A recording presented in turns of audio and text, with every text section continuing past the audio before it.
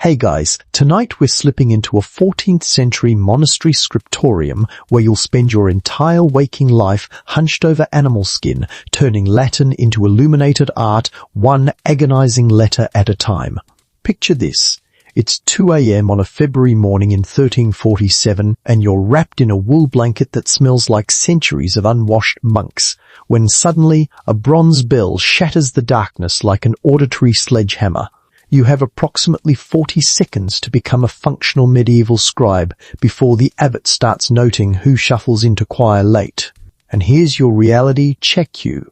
Probably won't survive this lifestyle past 50, assuming your spine doesn't give out first or you don't go blind from squinting at manuscripts by candlelight for 30 years straight. So, before you get comfortable, take a moment to like the video and subscribe, but only if you genuinely enjoy what I do here. Drop a comment letting me know where you're watching from and what time it is in your corner of the world. I love seeing this community span the globe. Now, dim the lights, maybe turn on a fan for that soft background hum, and let's ease into tonight's journey together. The bell keeps clanging, each bronze note designed specifically to yank sleeping monks from whatever dreams medieval scribes have, probably nightmares about misspelling sacred texts or accidentally illustrating a saint with the wrong number of fingers. You swing your legs off the straw mattress in your tiny cell, and your bare feet hit stone so cold it feels like standing on a frozen lake. Welcome to Vigils, the 2 a.m. prayer service that ruins sleep for every monk from Scotland to Sicily. You fumble in total darkness for the rough woolen habit hanging on a wooden peg. There's no time for proper dressing. You pull the heavy garment over your linen undertunic and cinch it with a rope belt, your fingers clumsy with sleep and cold. Somewhere down the dormitory corridor, you hear Brother Thomas coughing that wet, rattling cough he's had since Christmas. You've got maybe 30 seconds before the procession forms. The monastery is a maze of shadows. You shuffle through the cloister walkway where moonlight occasionally breaks through clouds, casting everything in that peculiar medieval blue-grey that makes even familiar stones look ancient and strange. Your leather shoes, more like slippers, really provide zero insulation against February flagstones that have been soaking up winter cold for months. Historians still argue whether monks of this era wore anything on their feet during night offices, but your aching toes suggest that if they did, it wasn't enough. The church looms ahead, its doorway a rectangle of slightly less absolute darkness. You file in with 30 other shuffling figures, each one a sleep-deprived scholar whose source or whose family chose for theme a life of prayer and manuscript production over literally anything else medieval society offered. The choir stalls smell like old wood, old incense, and old men. You slide into your assigned spot, the wooden seat groaning under your weight. Vigils lasts approximately forever, or technically about 2 hours, but when you're vertical at 2 a.m., chanting psalms in Latin while your body screams for sleep, time becomes this elastic nightmare. The abbot leads, his voice echoing off stone vols that amplify every syllable into something simultaneously holy and slightly menacing. You respond with the other monks in that rhythmic calend response pattern that's been unchanged since Benedict wrote his rule in the 6th century. Your voice adds to the collective drone, not quite singing, not quite speaking, but something in between that requires zero actual consciousness to maintain.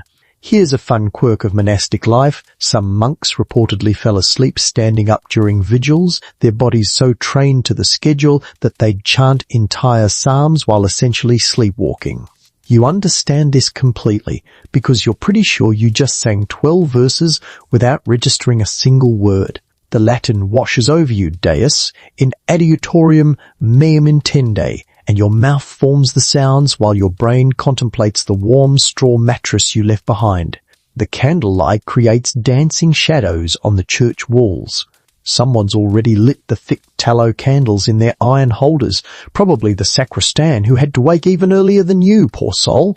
The smoke curls upward, and you watch it instead of focusing on the psalter the abbot reads from, that massive leather-bound book propped on its stand like it weighs more than a small child.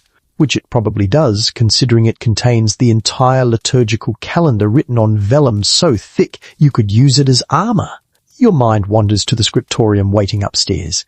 That's where you'll spend most daylight hours once this marathon prayer session finally ends. You're currently copying a book of hours for some wealthy merchant's wife who'll probably never appreciate the eye strain and finger cramps that go into every gold-leafed initial. But that's a problem for dawn you. Current you just needs to stay vertical and avoid the abbot's notice. The monastery operates on this ancient rhythm prayer, punctuating every segment of the day like divine parentheses around work. Vigils at 2 a.m, lauds at dawn, prime at 6 a.m, terce at 9 a.m, sext at noon, none at 3 p.m, vespers at sunset, compline before bed. 8 times daily you'll abandon whatever manuscript you're illuminating to sing God's praises in a cold church. It's the heartbeat of Benedictine life, this constant interruption marketed as spiritual devotion. Finally, mercifully, the abbot closes the psalter. The final Amen echoes off stone, and you shuffle back toward the dormitory with the others, moving like a sleep-deprived zombie choir. You've got maybe 90 minutes before Lord summons you back for round 2. Some monks return to their cells.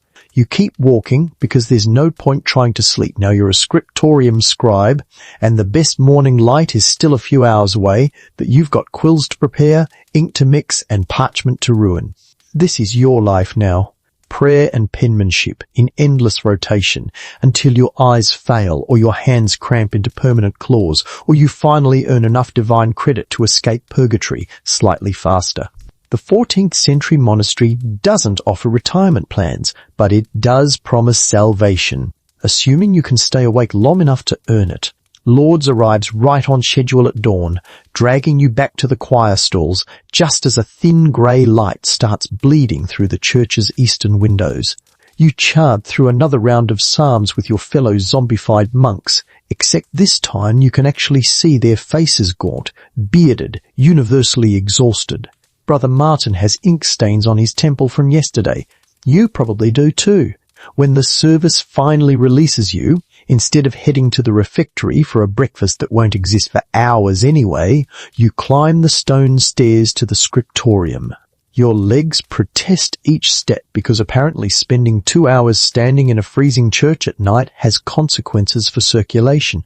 The stairwell smells like old stone and older dab, that particular medieval building scent that suggests the walls themselves are slowly decomposing. The scriptorium door is already open. Brother Gregory, the assistant librarian, beat you here and is fiddling with the window shutters, trying to catch maximum dawn light without letting in the February wind that's currently howling across the monastery grounds like a wolf with territorial issues. He nods at you. Speaking is technically discouraged here, though the rule gets bendier as the day progresses and everyone gets progressively more annoyed with silent hand gestures. You step into what will be your prison and sanctuary for the next 12 hours. The scriptorium is essentially a long, narrow hall on the monastery's second floor, positioned to catch southern light through 6 tall windows. Each window is maybe 3 feet wide, filled with expensive glass panes that distort the view into wavy approximations of reality. Historians still argue whether most 14th century scriptoria had glass windows or just used oiled parchment, but your monastery is wealthy, enough thanks to that bishop's generous donation in 1312 to afford the real thing. The room is absolutely freezing. There's no fireplace because fire and irreplaceable manuscripts make a combination about as smart as letting a toddler hold your iPhone over a swimming pool. Instead, you've got your wool habit, your cloak if it gets truly desperate, and the faint hope that midday sun through those windows might raise the temperature from meat locker to merely uncomfortably cold. You can see your breath forming little clouds as you exhale. Every scribe in here is basically a human steam engine puffing away while trying to draw perfectly straight lines. 20 wooden desks line the walls, each positioned to catch window light. Your desk is fourth from the door on the left, side assigned 3 years ago when you finished your novitiate and earned the terrifying privilege of touching actual books. The desktop slopes at maybe a 20-degree angle, designed so you can see your work clearly while simultaneously ensuring that anything not secured will slide directly onto the floor to ruin your entire week. Your personal workspace is about 3 feet wide. There's a wooden rack on the left holding your quills. You've got maybe 15 at various stages of wear, from freshly cut to nearly useless stubs you'll keep using anyway because good goose feathers don't grow on trees. Wait, they kind of do. Goose farms, you know what I mean. To the right sits your inkhorn, a hollowed cow horn that's been your faithful companion through approximately 10,000 copied pages.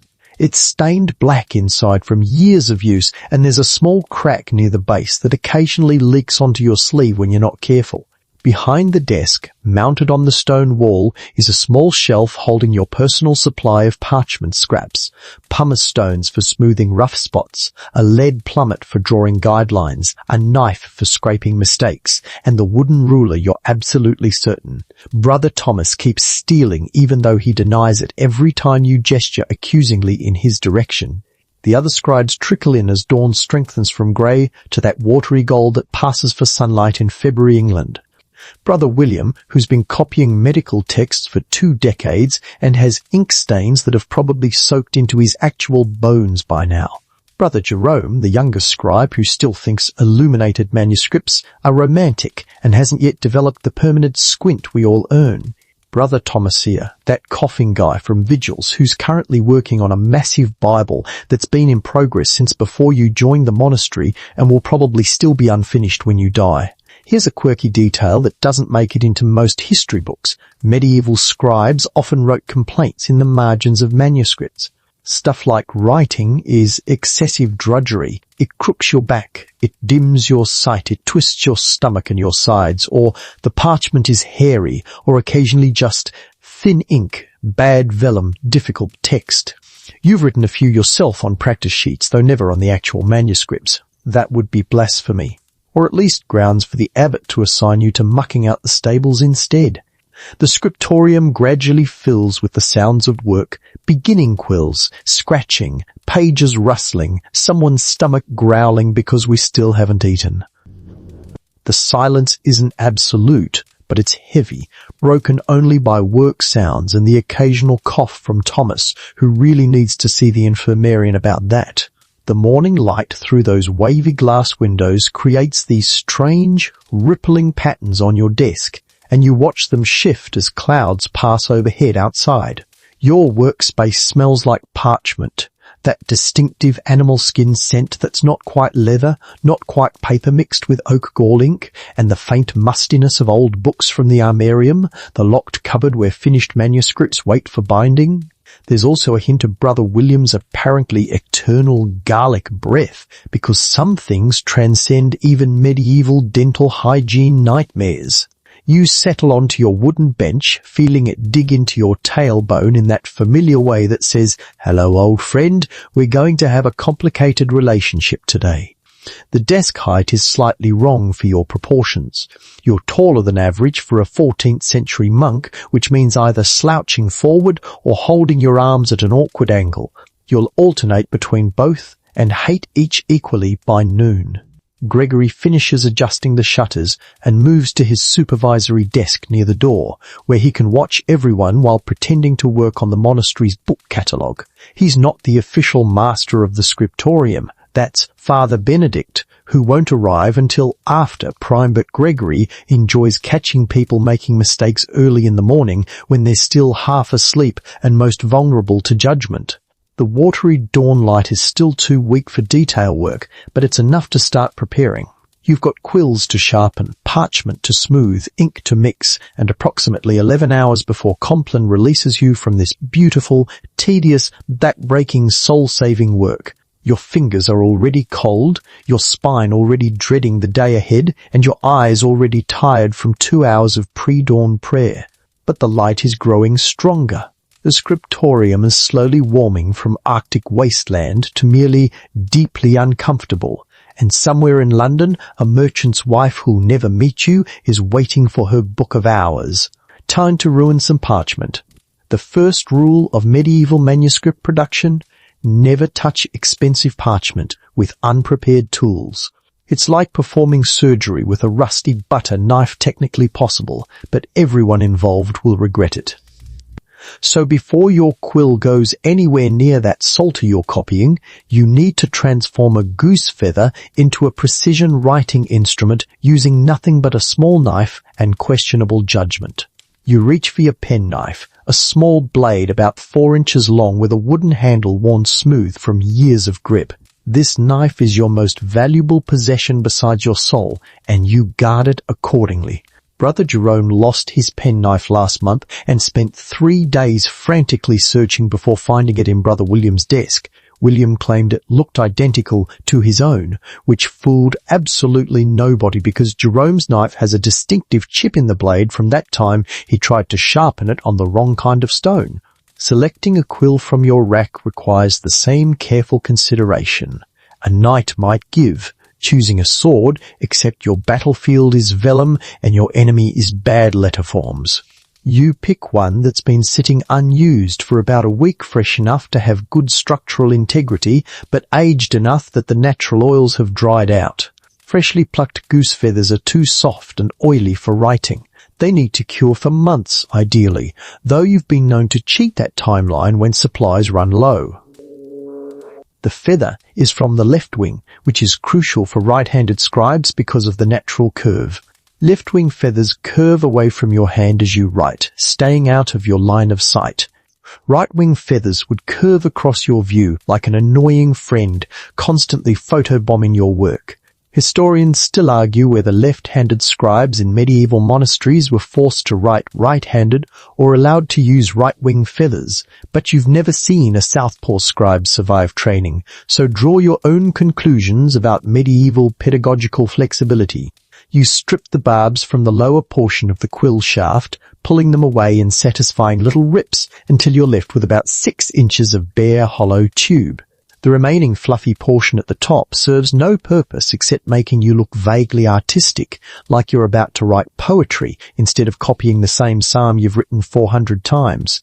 Some scribes remove all the barbs for a cleaner look. You keep them because stripping feathers is boring and you've got actual work to do. Now comes the part where medieval craftsmanship meets potential emergency room visit, cutting the nib. You hold the quill in your left hand, shaft angled away from your body hopefully, and bring the penknife to the hollow tip. The first cut is straight across, removing the sealed end of the feather shaft to expose the hollow interior. You angle the blade and slice, creating a long diagonal cut that forms one side of the nib point. The trick is cutting through the keratin cleanly without splintering it, which requires the kind of knife sharpness that also makes accidental finger cuts horrifyingly easy. You flip the quill and make a matching cut on the opposite side, forming a pointed shape like a tiny spear tip.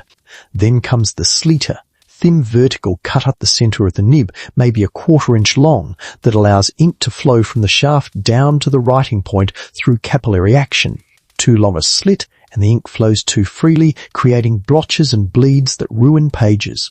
Too short, and you're constantly re-dipping every 3 letters like some kind of inefficient human printing press. The final step is the horizontal cut across the very tip of the nib, creating the flat edge that actually touches parchment.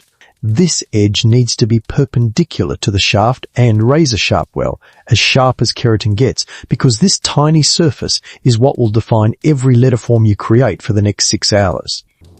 You hold the quill up to the weak morning light, squinting at your handiwork. The nib looks approximately correct, which in medieval terms means it'll either work perfectly or catastrophically, and you won't know which until you dip it in ink. Here's a delightful quirk of medieval writing culture. Monks developed extremely specific nib preferences, and scribes could supposedly identify each other's work by the distinctive characteristics of their quill cuts. You cut yours slightly broader than most, creating thicker downstrokes that make your letter forms look confident even when you're just guessing at proper spacing.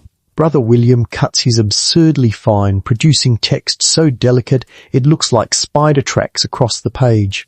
Thomas's nibs are comically uneven because his hands shake. That cough isn't his only health issue, but he's been here 30 years and nobody's going to tell him his technique needs work at this point. You prepare 3 more quills because you'll definitely need backups when the first one splits, or the nib wears down, or you accidentally drop it and it rolls into that crack between the floorboards where at least 6 quills have disappeared to form some kind of underground feather graveyard. Each cutting process takes maybe 3 minutes of careful work. Multiply that by the dozens of scribes across Europe preparing hundreds of quills daily, and you start to understand why geese were as economically important to medieval society as oil is to modern civilization. Your scraping knife comes out next to broader blade used for erasing mistakes by literally removing the top layer of parchment like medieval whiteout. This knife needs to be sharp enough to scrape ink, but dull enough not to puncture straight through the vellum, which is roughly the same tolerance required for performing brain surgery. You test the edge against your thumbnail, feeling for that perfect degree of sharpness that says, "I can fix errors," rather than, "I will create exciting new errors." The knife gets stropped against a leather strop hanging from your desk, the blade dragging across treated hide in rhythmic strokes that would be meditative if your fingers weren't already cold and your back wasn't already anticipating the day's suffering. Brother Gregory glances over from his supervisory position, checking that you're actually working and not just pretending to work while planning your escape from monastic life. You give him a thumbs up. He frowns. Apparently thumbs-up gestures haven't been invented yet, or at least aren't approved for scriptorium use. The morning light is strengthening, that watery February sun climbing high enough to actually illuminate your desk instead of just taunting you with its existence.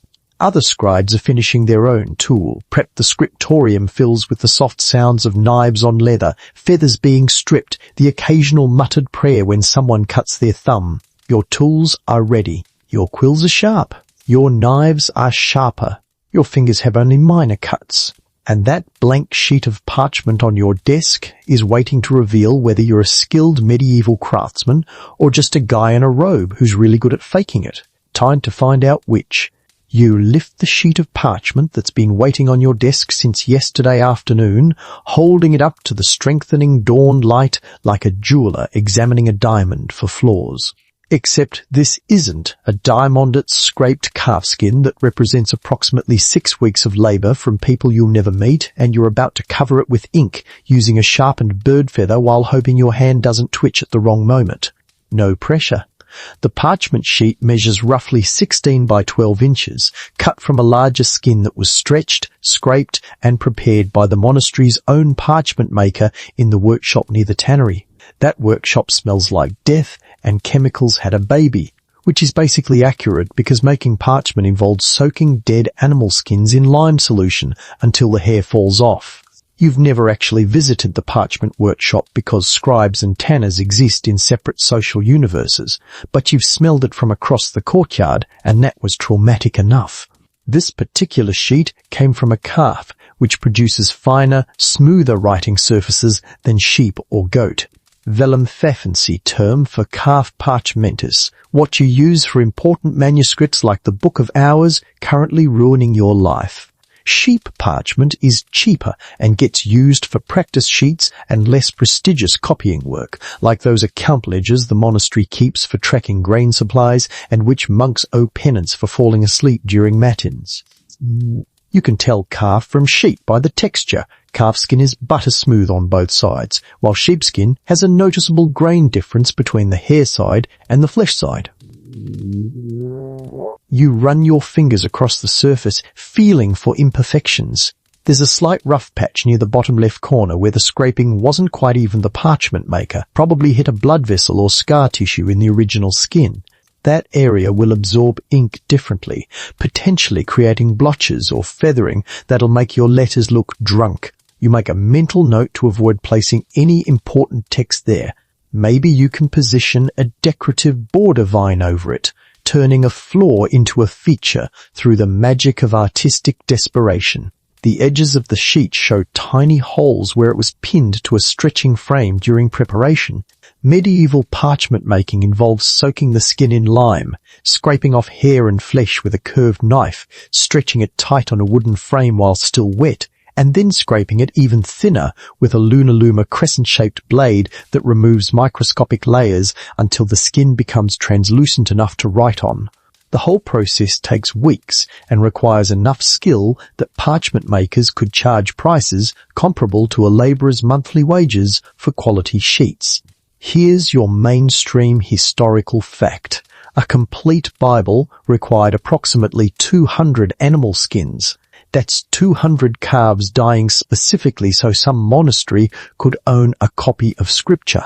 Multiply that across every monastery, church, and noble household in medieval Europe, and you start to understand why the medieval economy had an entire industry devoted to raising animals specifically for their post-mortem transformation into writing surfaces. It's like cloud storage, except the cloud is made of dead cows and takes 6 weeks to boot up. You reach for your pumice stone, a piece of volcanic rock that's been worn smooth from years of use.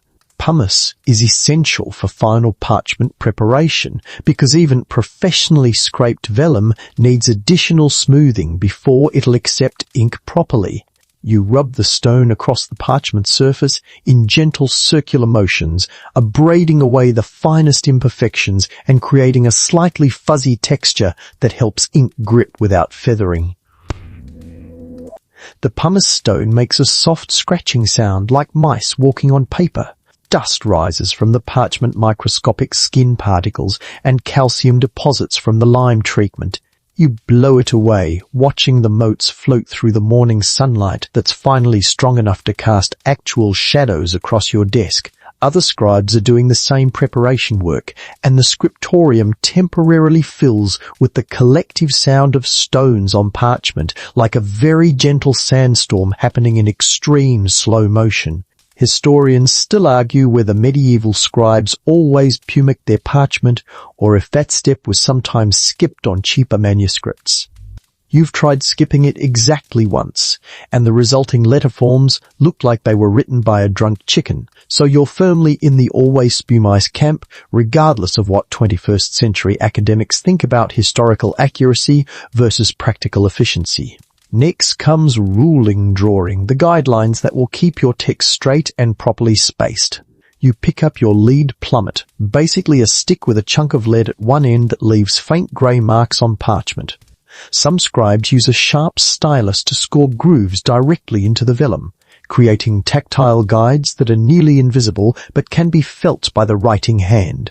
You prefer lead because scored lines sometimes catch your quill tip and create micro tears that blossom into full catastrophic rips 3 hours later when you're halfway through a particularly difficult illuminated initial. Your wooden ruler comes out. Please still be here. Please don't be in Thomas's desk again. And yes, it's here, slightly warped from humidity but still functional. You measure down from the top edge, marking spots at regular intervals for your text lines.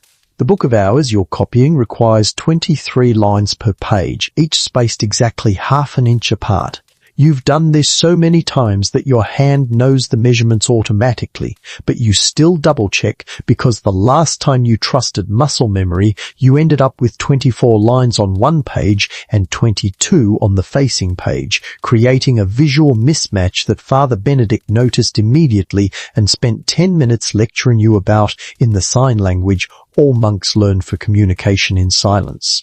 The lead plummet drags across the parchment, leaving guidelines so faint they'll barely be visible once ink covers them. Professional scribes pride themselves on invisible ruling lines marks, light enough to guide writing but subtle enough not to distract from the final text.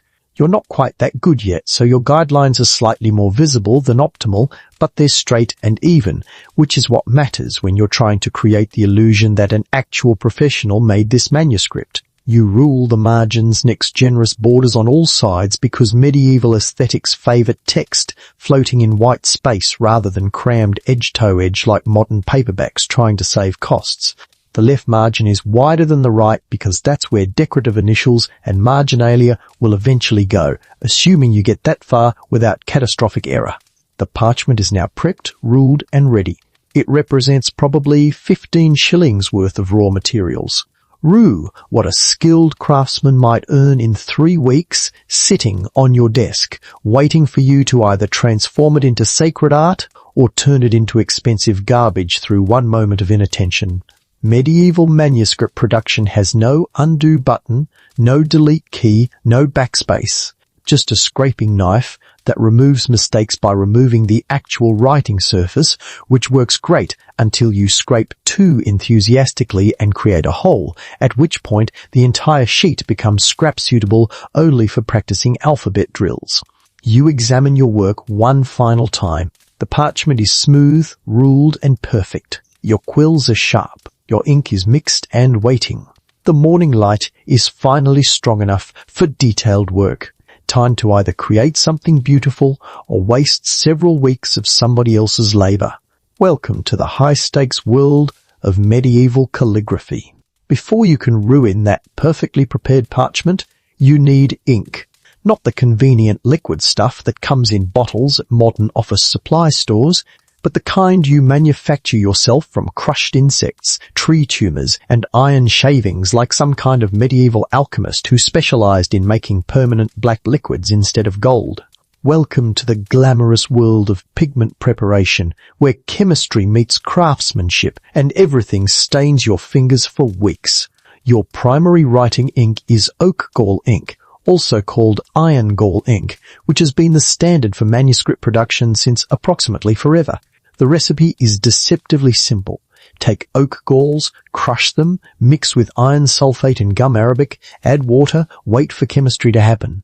The reality is significantly more complicated and involves more opportunities for disaster than that list suggests. Oak galls are those weird round tumor-looking growths you find on oak trees, caused by wasp larvae injecting chemicals into the bark that make the tree grow a protective ball around the invading insect. It's basically tree cancer caused by wasps, and medieval scribes looked at this and thought, perfect writing material.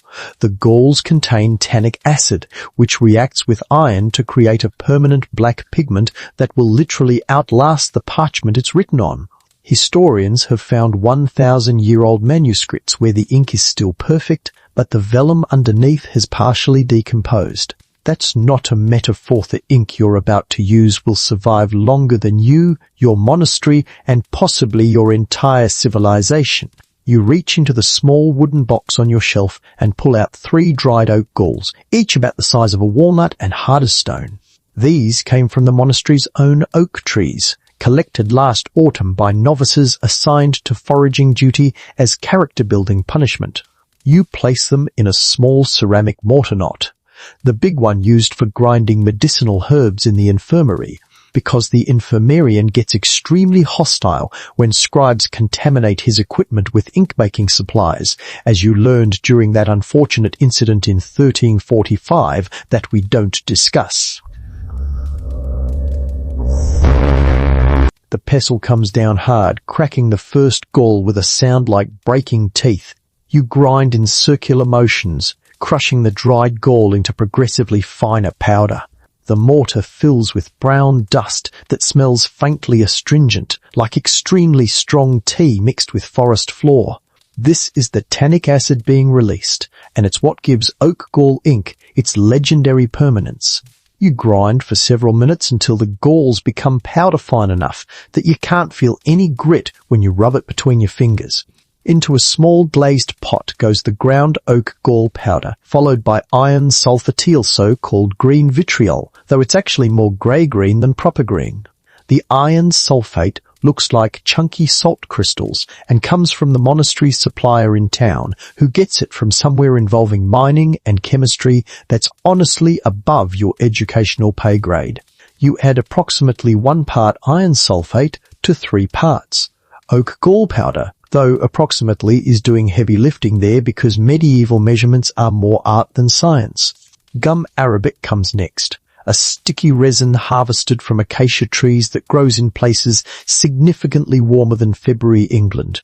The gum acts as a binder, helping the pigment stick to parchment instead of just sitting on the surface like sad, wipeable dirt. You scrape a small lump of the hardened resin into the pot. It looks like amber-coloured rock candy and is approximately as easy to work with. Now comes the magic ingredient, water. Specifically, clean water from the monastery. Well, not the stagnant stuff from the fish pond that one time gave everyone intestinal distress for a week. You pour water into the pot, maybe 3 or 4 ounces, stirring with a wooden stick as the liquid slowly turns from clear to grey to a dark purplish black that looks like liquid night. Here's your quirky historical detail. Oak gall ink doesn't actually look black when you first mix it. It goes on the page as a pale grey-purple colour and only darkens to proper black as it oxidizes over several hours or days. This means medieval scribes were essentially writing blind, laying down text they couldn't fully see until later, trusting their training and hoping they didn't make mistakes that would only become visible after it was too late to fix them easily. It's like painting in invisible ink, except the ink eventually stops being invisible specifically to reveal all your errors in permanent, unfixable black. The ink pot sits on your desk, darkening slowly as chemistry happens. The mixture needs to mature for at least a few hours sidily overnight, but you mixed this batch yesterday afternoon specifically to avoid waiting. The liquid has that distinctive metallic smell that all oak gall ink shares, slightly astringent with undertones of rust. It's the smell of permanence, of words that will outlive everyone currently breathing. But black ink is only the beginning. The Book of Hours you're copying requires color-illuminated capitals in gold, red, blue and green that transform a simple prayer book into a work of art worth more than a house. You reach for your pigment supplies, stored in small ceramic pots sealed with wax to keep moisture out. Red comes from either vermilion mercury sulfide that's ground from the mineral cinnabar and is probably slowly poisoning everyone who handles it, from cheaper red ochre, which is basically fancy dirt. Your monastery uses vermilion for important work and ochre for everything else, following the standard medieval practice of matching pigment expense to patron importance. Today's work gets vermilion because the merchant's wife paying for this manuscript wants the expensive stuff. Blue is even more precious, ultramarine, made from crushed lapis lazuli imported from Afghanistan at prices comparable to gold. A single ounce of ultramarine pigment costs more than most peasants earn in a year. You've got maybe a thimbleful in your pot, carefully rationed for the most important decorated initials. For less critical blue elements, you use azuritea, cheaper copper-based blue that's not quite as vibrant, but also won't require selling monastery property to afford. Gold, though, gold is its own special nightmare. You've got a small packet of gold leaf factual, hammered gold beaten so thin it's translucent, and a tiny vial of shell gold, which is gold powder suspended in gum arabic that can be painted like regular pigment. The gold leaf is for large decorated capitals where you want that mirror-like metallic shine. The shell gold is for details and smaller elements. Both are horrifically expensive, and if you waste any, Father Benedict will assign you to kitchen duty for a month as penance. Each pigment requires different binding mediums. Some use egg white, creating a tempera that dries quickly and produces vibrant colors. Others use gum arabic or even honey, which keeps the pigment slightly sticky and workable longer. Historians still argue whether medieval scribes had standardized recipes or just mixed things based on generational knowledge passed down through apprenticeship. You learned from Brother William, who learned from Brother Thomas, who learned from someone who died before you arrived, so your technique is basically a telephone game spanning decades. You mix a small amount of vermilion with egg white in a tiny dish, grinding with your finger until the pigment fully incorporates into a smooth, blood-red paint. The color is absolutely luminous, even in the weak morning light. This is what separates illuminated manuscripts from mere books. This commitment to making scripture and prayer books so beautiful they might distract you from the actual words. Your ink is ready. Your pigments are mixed. Your fingers are already stained red and black in ways that won't wash out for days. Time to make something that will outlive empires. The moment has arrived. Your parchment is prepped. Your ink is mixed. Your quills are sharpened, and there's no longer any legitimate reason to avoid the actual terrifying part, touching quill to vellum and hoping your hand doesn't betray you. You position the parchment squarely on your slanted desk, aligning the top edge with the horizontal groove worn into the wood from decades of previous scribes doing exactly this same nervous preparation ritual. Your body assumes the position, and yes, it's a position as specific and ritualized as any yoga pose, except this one is designed to destroy your spine over 30 years instead of improve your flexibility. You perch on the edge of your wooden bench, leaning forward so your face is maybe 18 inches from the parchment. Your left hand braces against the desk edge for stability. Your right elbow hovers awkwardly in space, suspended at an angle that would make an ergonomics consultant weep. This posture is absolutely terrible for human anatomy, but it's perfect for maintaining the consistent letter angle that makes medieval calligraphy look professional instead of like a drunk spider fell into an inkwell. You pick up your freshly sharpened quill, feeling its weight in your fingers, which is basically nothing because it's a hollow feather, but your hand treats it like a surgical instrument because that's functionally what it is. The wooden shaft of the feather rests in the valley between your thumb and forefinger, the tip angled at approximately 45 degrees to the parchment surface. Hold it too vertical and the ink won't flow properly. Too horizontal and you'll scrape the nib across the vellum like a plough ripping through a field, creating scratchy letters that look amateur and feel worse. The inkhorn sits to your right, filled with that oak gall mixture that's now properly black and ready to permanently stain whatever it touches. You dip the quill tip into the liquid, watching the hollow shaft fill through capillary action like a tiny drinking straw made of keratin.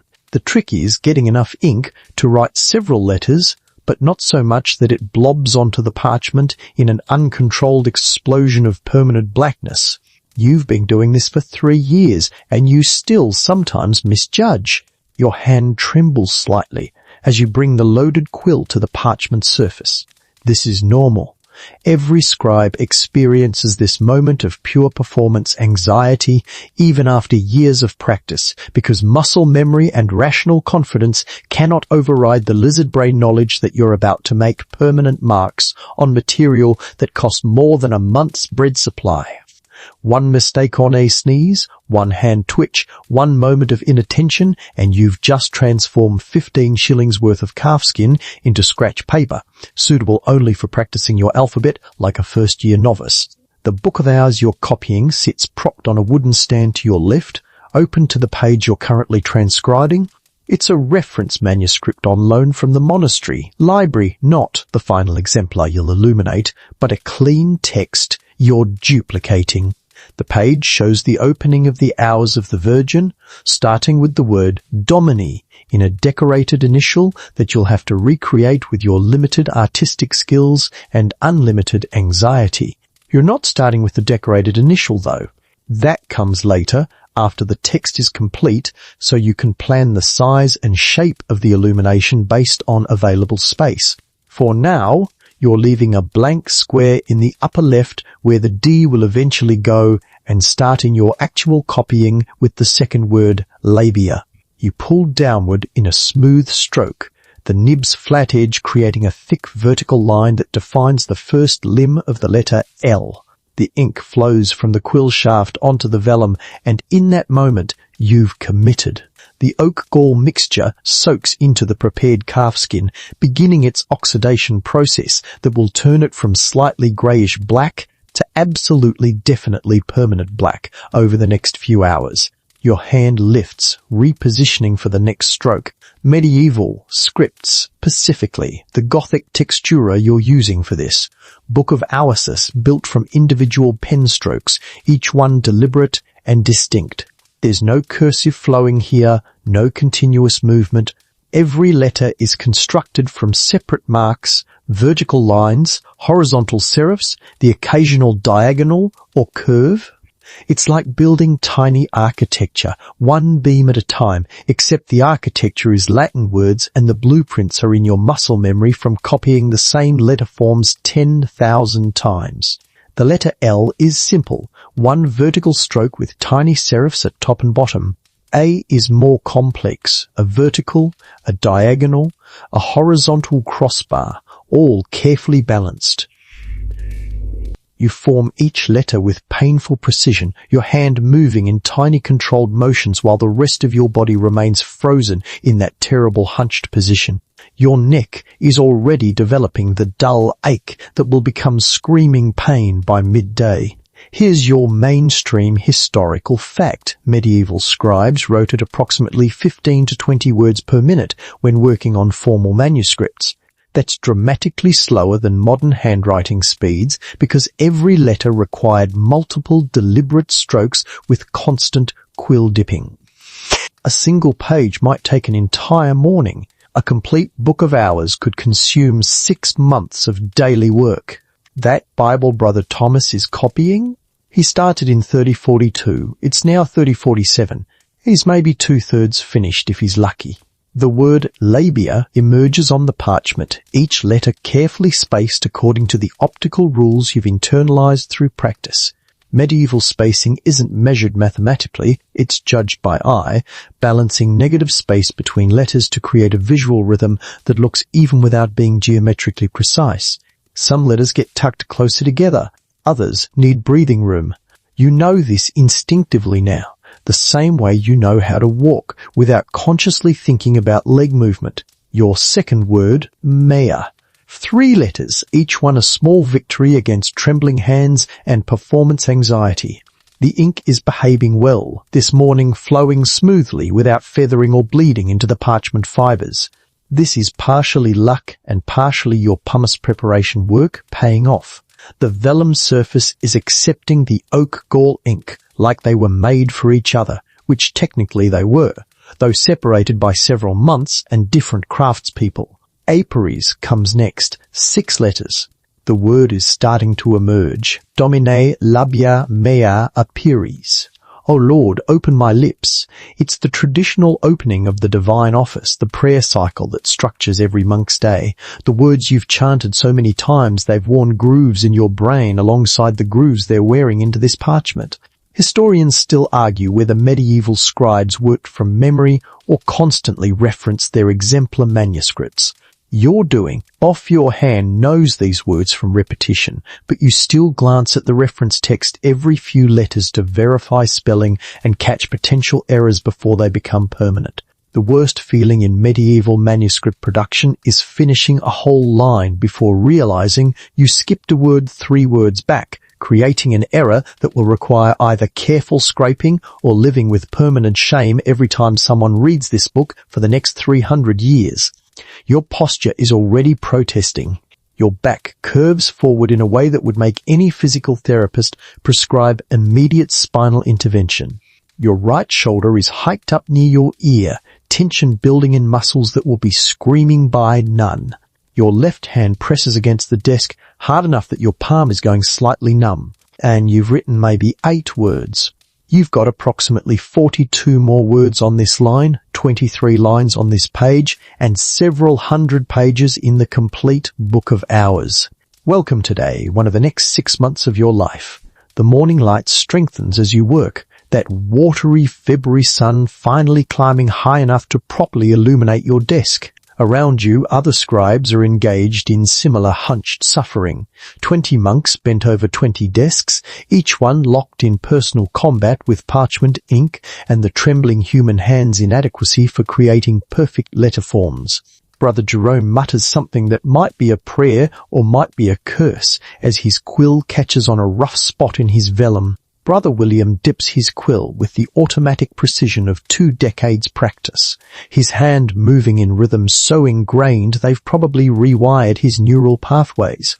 Brother Thomas coughs wetly and continues copying his eternal Bible without pause. You dip your quill again, the nib disappearing into black liquid before emerging coated with fresh ink. Your hand returns to the parchment, forming the next word in a sentence you've written so many times you could probably do it while unconscious. Which is good, because 6 months from now, you essentially will be. 2 hours into your copying session, your body formally declares war on your life choices. It starts with your lower back a dull ache that's been building since you first assumed the hunched scribe position, now blossoming into a hot stabbing sensation that radiates from your lumbar spine like someone slowly inserting a rusty knife between your vertebrae. This is the price of literacy. Permanent spinal damage in exchange for the ability to write pretty letters. Your neck has moved beyond aching into actual burning. The muscles along your cervical spine are locked in sustained contraction, holding your head at that unnatural forward angle for so long they've apparently forgotten any other position exists. You try rolling your shoulders carefully because sudden movements with a quill in hand lead to catastrophic ink disaster, and hear an unsettling series of cracks and pops that sound like bubble wrap being destroyed. Brother William glances over with a knowing look that says, "Welcome to year 3. Wait until year 20. The fingers of your right hand are cramping. Not the gentle, maybe stretch a bit kind of cramping, but the aggressive claw hand spasms that make you wonder if your tendons are staging a coup. Your thumb and forefinger, locked in their pincer grip on the quill shaft for the past 120 minutes without substantial break, have developed a tremor that you're desperately trying to hide from Father Benedict, who's now circulating through the scriptorium like a hawk looking for wounded scribes to critique. Here's your quirky historical tidbit that doesn't make it into romantic medieval fantasies. Scribal work caused a recognized medical condition in the Middle Ages called scribe's palsy, or writer's cramp, documented in medical texts alongside other occupational injuries like blacksmith's shoulder and stonemason's lung. Medieval physicians prescribed treatments ranging from herbal poultices to bloodletting, none of which actually worked because the real cure would be stop writing for 8 hours daily in terrible posture, which wasn't an option when your career was literally called scribe. Your hand trembles as you dip the quill again, and a tiny drop of ink falls from the nib onto the parchment marge not on any text, thankfully, but close enough to spike your anxiety. You blot it quickly with a scrap of cloth kept specifically for catching mistakes before they become disasters. The blot absorbs into the fabric, leaving a black stain that joins approximately 300 previous ink stains in a chaotic, abstract pattern. The wooden bench has become an instrument of torture.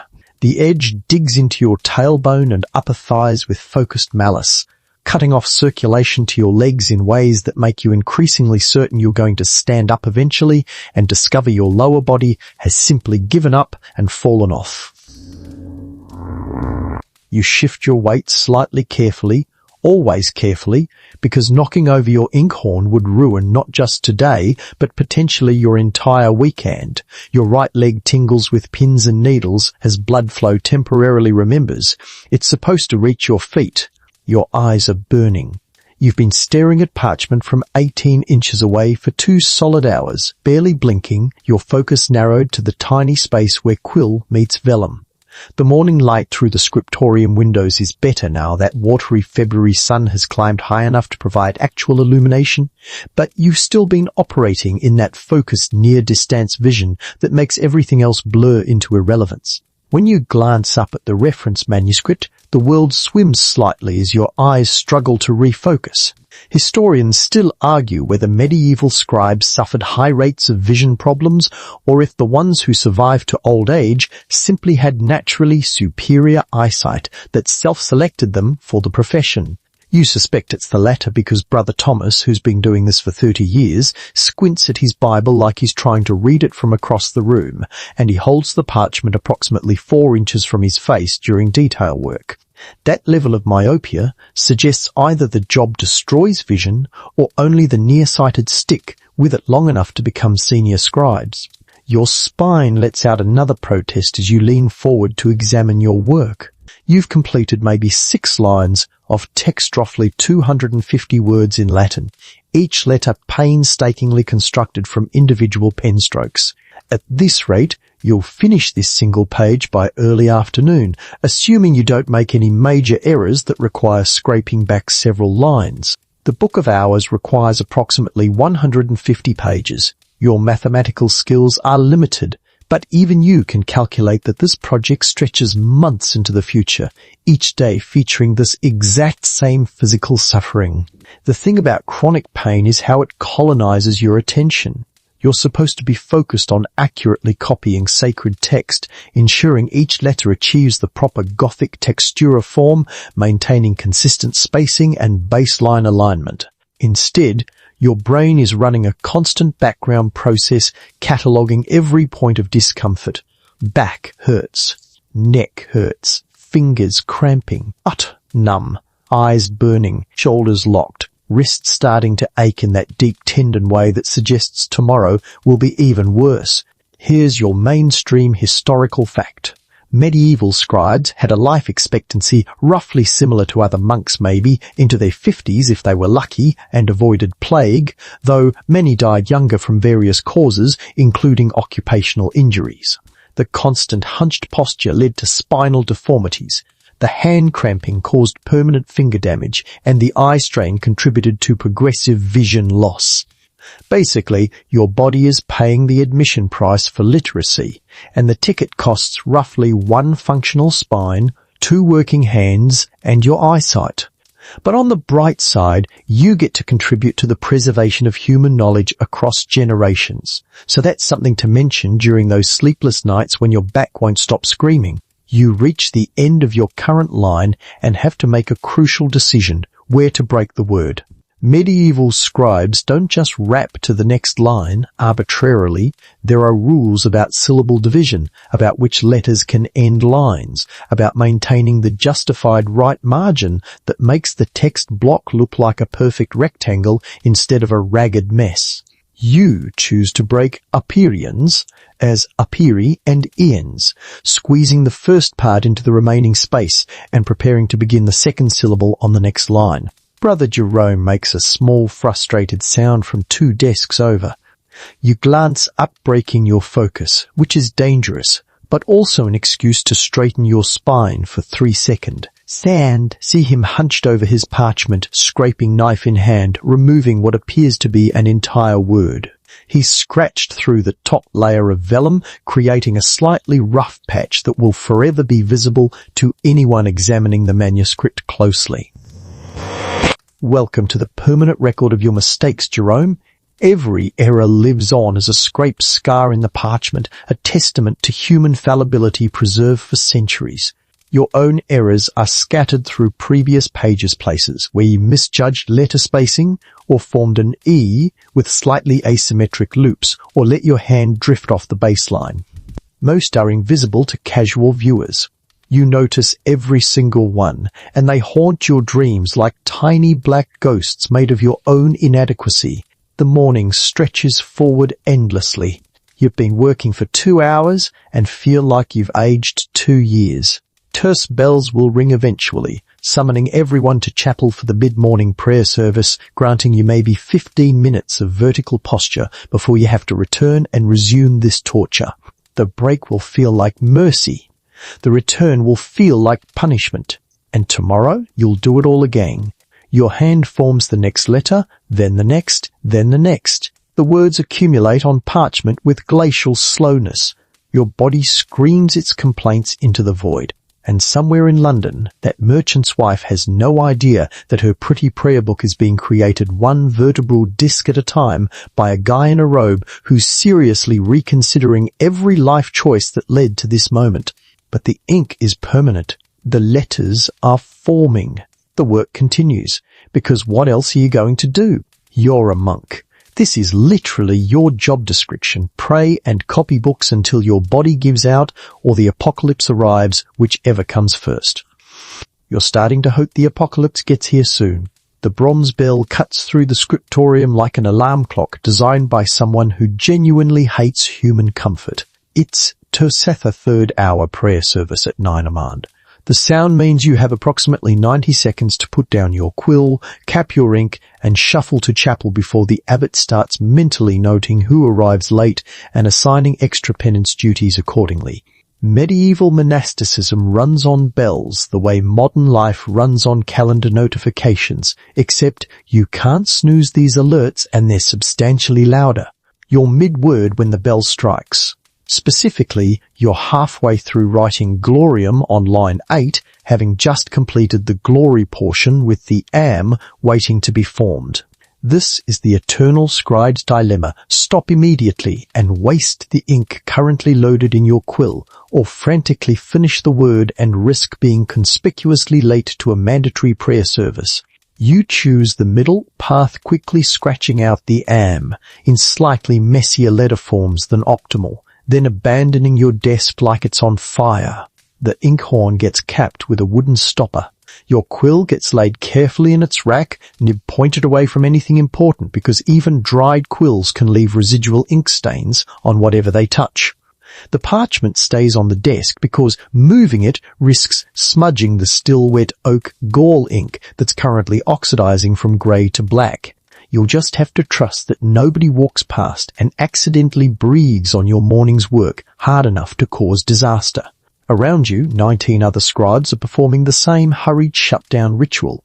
Brother William moves with the efficiency of 2 decades' practice, his desk secured in approximately 4 seconds. Brother Jerome fumbles with his inkhorn cap, spills a drop on his desk, not the parchment, thankfully, mutters something that definitely isn't a prayer, and then joins the exodus toward the door. Brother Thomas is still capping his supplies with arthritic slowness, and you briefly wonder if he's going to make it to chapel before the abbot closes the door, which would be embarrassing for someone who's been doing this since before you were born. The procession down the stone stairs is a study in controlled urgency. 20 monks trying to move quickly without actually running, because running in a monastery suggests you care more about avoiding punishment than about maintaining monastic dignity. Your legs protest the sudden vertical orientation after 2 hours of sitting. That pins and needles sensation in your right leg has graduated to full screaming static as blood flow returns to regions that had apparently declared independence. You grip the stair railing and try not to look like you're limping. Here's the thing about mandatory prayer breaks every 3 hours. They're simultaneously the worst and best part of the daily schedule.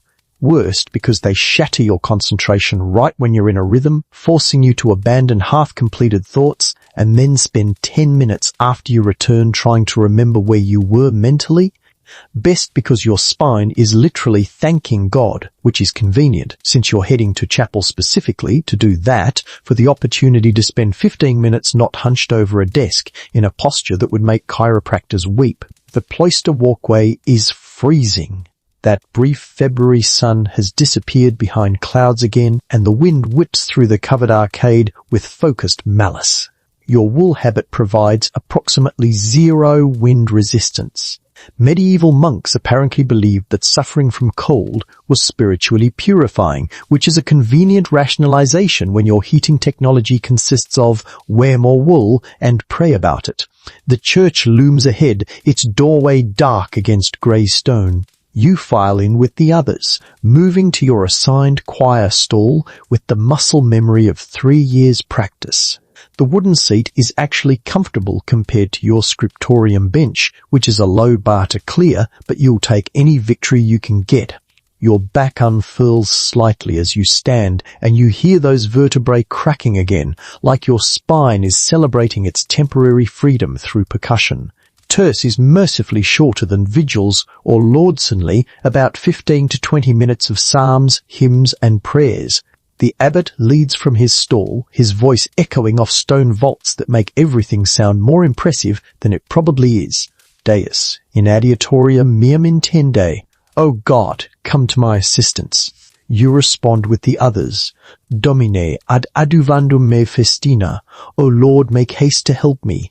Your voice adds to the collective chant, that droning musical prayer speech that requires 0 conscious thought after you've done it 8 times daily for 3 years.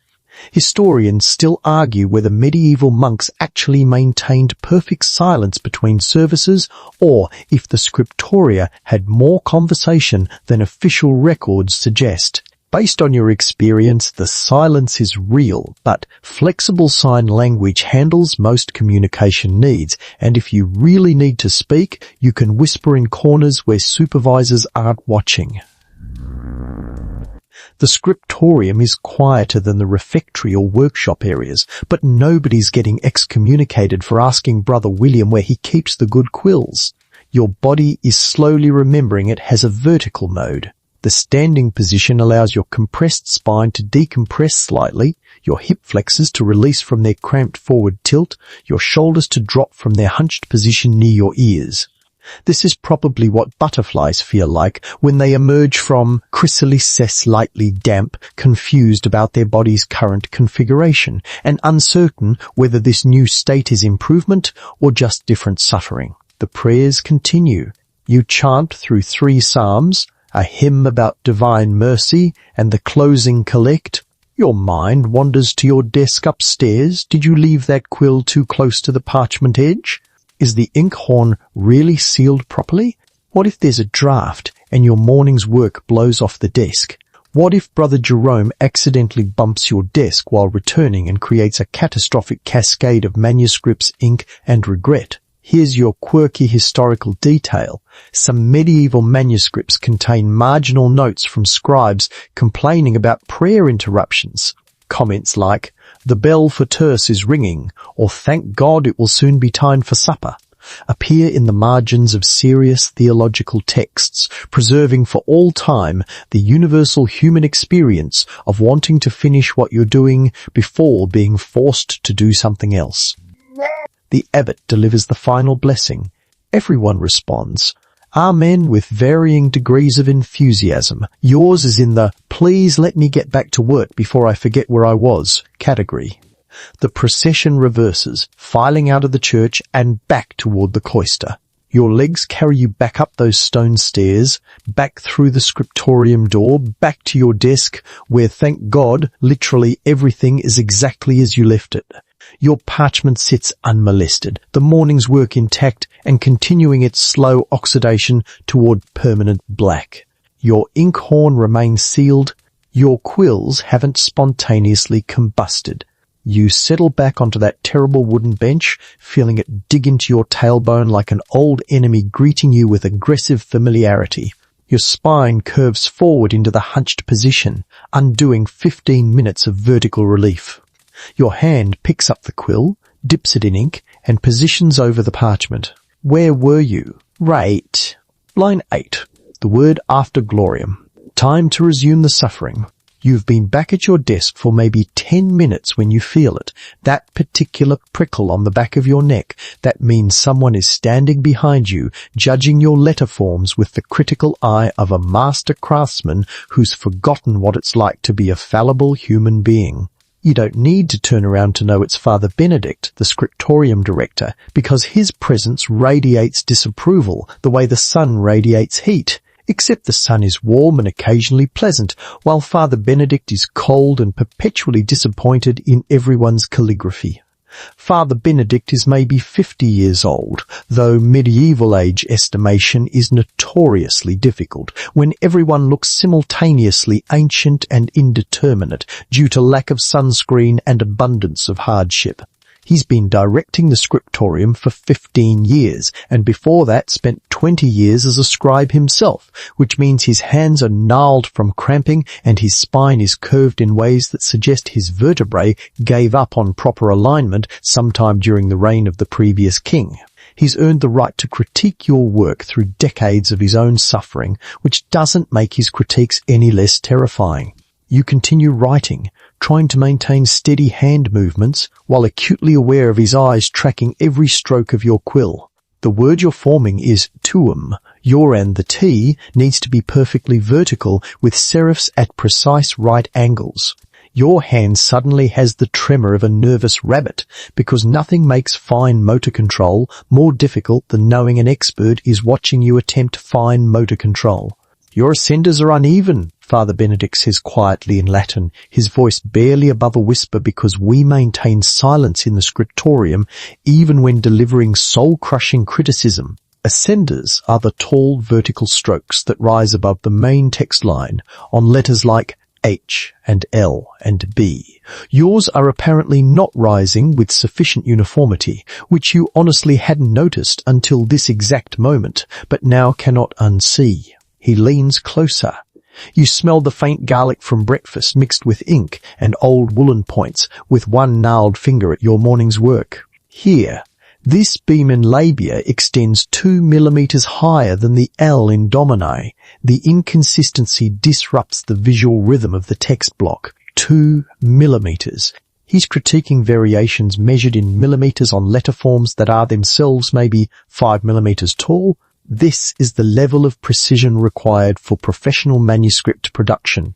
Every stroke measured, every curve judged, every spacing decision subject to expert review by someone whose eye has been trained through decades to spot imperfections invisible to normal human perception. Here's your mainstream historical fact. Medieval scriptoria operated under strict hierarchical supervision, with master scribes overseeing the work of junior scribes to ensure quality control.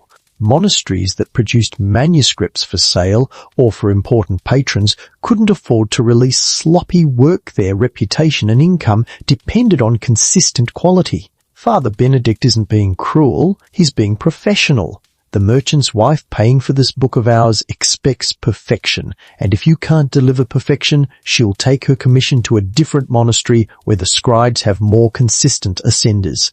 Yes, Father, you whisper back, because what else can you say? I'm not achieving millimeter perfect uniformity isn't a defense, it's a confession. I'll focus on consistency going forward. He lingers for another moment long enough to make you sweat, despite the February cold, then moves on to torture Brother Jerome, whose work apparently has even more grievous errors, judging by the extended whispered lecture happening 2 desks over. You breathe slightly easier, though your hand is still trembling from the critique. The thing about Father Benedict is that he's technically correct, which is the most frustrating kind of correct. Your ascenders are uneven. Now that he's pointed it out, you can see the variation clear as day that B does extend higher than the L, and once you start looking, you notice other inconsistencies scattered through your morning's work, like little flags marking your inadequacy. The D in add is slightly taller than the H in mea. The F in confiteor leans fractionally to the right compared to the other verticals. Historians still argue whether medieval manuscript perfection was actually achievable, or if it's a modern retroactive romanticization of work that was always slightly flawed. Looking at your own inconsistent letter forms, you're firmly in the always slightly flawed camp. Perfect uniformity across thousands of pen strokes is theoretically possible, but practically a nightmare when your hand cramps, your eyes tire, the light changes, and you're operating on 4 hours of interrupted sleep after 2 a.m. vigils. You force your attention back to the parchment, to the next word that needs forming. Anuntiabunt, they will announce. 8 letters, each one requiring multiple strokes, each stroke requiring consistent pressure, angle, and duration. You measure the ascender height mentally now, trying to ensure that your T's and B's all reach the same imaginary ceiling above the text line. The quill moves with exaggerated care. Down, across, up. The vertical stroke of the A extends to precisely the height you've now internalized as correct. The horizontal crossbar sits at exactly mid-height. The letter forms, and you've successfully achieved basic competence while under surveillance. Congratulations. Here's your quirky detail that rarely makes it into manuscript histories. Some medieval scribes developed what modern psychologists might call performance anxiety, becoming so self-conscious under supervision that their work actually deteriorated rather than improved.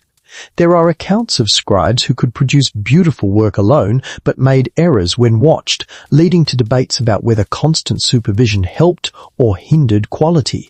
You're definitely in the hindered category. Every stroke feels judged now, every letter weighted with the potential for Father Benedict's quiet disapproval. Your hand moves more stiffly, less fluidly, as if your muscles are second-guessing themselves before committing to each motion. Brother William works at his desk with complete unconcern, his decades of experience apparently immunizing him against supervisory anxiety. His quill flows across the parchment in steady rhythms, his ascenders presumably perfect, his letter forms beyond criticism. That's the goal. Work so long and so well that Father Benedict stops bothering to critique you because he already knows your work will be acceptable. You've got maybe 17 more years of supervision anxiety before reaching that blessed state. Father Benedict has moved to Brother Thomas's desk now. examining the eternal Bible with the same critical attention he gives everyone's work. Thomas, to his credit, seems completely unfazed after 30 years of this. He's apparently achieved enlightenment about criticism, or possibly just stopped caring. His hand continues moving steadily while Father Benedict whispers observations that may or may not contain actual words of praise mixed with the inevitable corrections. You complete the word anuntia bunt, with all ascenders carefully measured. The next word is Lords, more ascenders, more opportunities for millimeter-level variation that will haunt you during your next review. Father Benedict circles back through the room, moving like a predator selecting prey. His route is unpredictable. He might stop at your desk again, or skip you entirely and descend upon someone else's imperfect letter forms. You keep writing. The letters form. The critique echoes in your mind, making every stroke feel heavier, every decision more fraught. Welcome to professional manuscript production, where perfection is the standard and human limitation is merely an excuse to try harder. You've completed 12 lines of solid black text when you reach the spot you've been simultaneously dreading and anticipating, that blank square in the upper left where the decorated initial D for Domini needs to go. This is where you stop being a mere copyist and pretend to be an artist, transforming a simple letter into an illuminated masterpiece involving gold leaf, ultramarine blue, and your extremely limited painting skills that you're hoping divine intervention will somehow enhance. The transition from text scribe to illuminator requires a complete workspace reorganization. Your quill gets set aside carefully because you'll need it later to add fine details. The inkhorn stays open but gets pushed to the back corner of your desk. In their place comes your illumination toolkit, tiny paintbrushes made from squirrel tail hairs, small ceramic dishes for mixing pigments, the precious packet of gold leaf wrapped in protective parchment, a burnishing stone made of polished agate, and a breathtaking sense of impending disaster. Father Benedict has mercifully moved to the other end of the scriptorium, currently hovering over Brother Martin's work like a hawk that spotted a particularly incompetent mouse. This gives you maybe 15 minutes to start the illumination before he circles back to critique your artistic inadequacies alongside your calligraphic ones. You're going to need all 15 minutes plus possibly divine intervention and several minor miracles. The decorated D you're creating needs to be approximately 2 inches tall, occupying that blank square while maintaining visual balance with the text block. Your reference manuscript shows an elaborate design, the letter itself formed from intertwined vines painted in ultramarine blue and vermilion red, the interior filled with burnished gold that will literally reflect light like a tiny mirror embedded in the page. Easy, absolutely easy. Nothing could go wrong. You start with the gold because that's the most terrifying part, and you want to get it over with before your hands develop additional tremors from anticipatory anxiety. Gold leaf application is basically medieval gambling. One wrong move and you've just transformed several weeks' wages worth of gold into expensive trash. The stakes are high, the margin for error is 0, and you're working with materials so thin that breathing on it wrong can tear it. The gold leaf lives in a small packet, sheets of hammered gold beaten so thin they're translucent.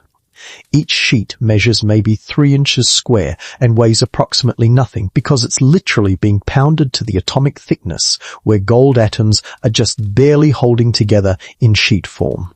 Here's your mainstream historical fact. Gold leaf for illuminated manuscripts was hammered by specialized craftsmen who could beat a single gold coin into sheets covering several square feet. A ducat's worth of gold might illuminate 20 manuscripts if you were careful, or 1 manuscript if you were you. You peel back the protective parchment layer covering the gold leaf, moving with the delicacy of someone diffusing a bomb made of money. The gold sheet clings to the parchment through static electricity, and you need to transfer it to your prepared surface without tearing, crumpling, or accidentally inhaling it. Yes, inhaling.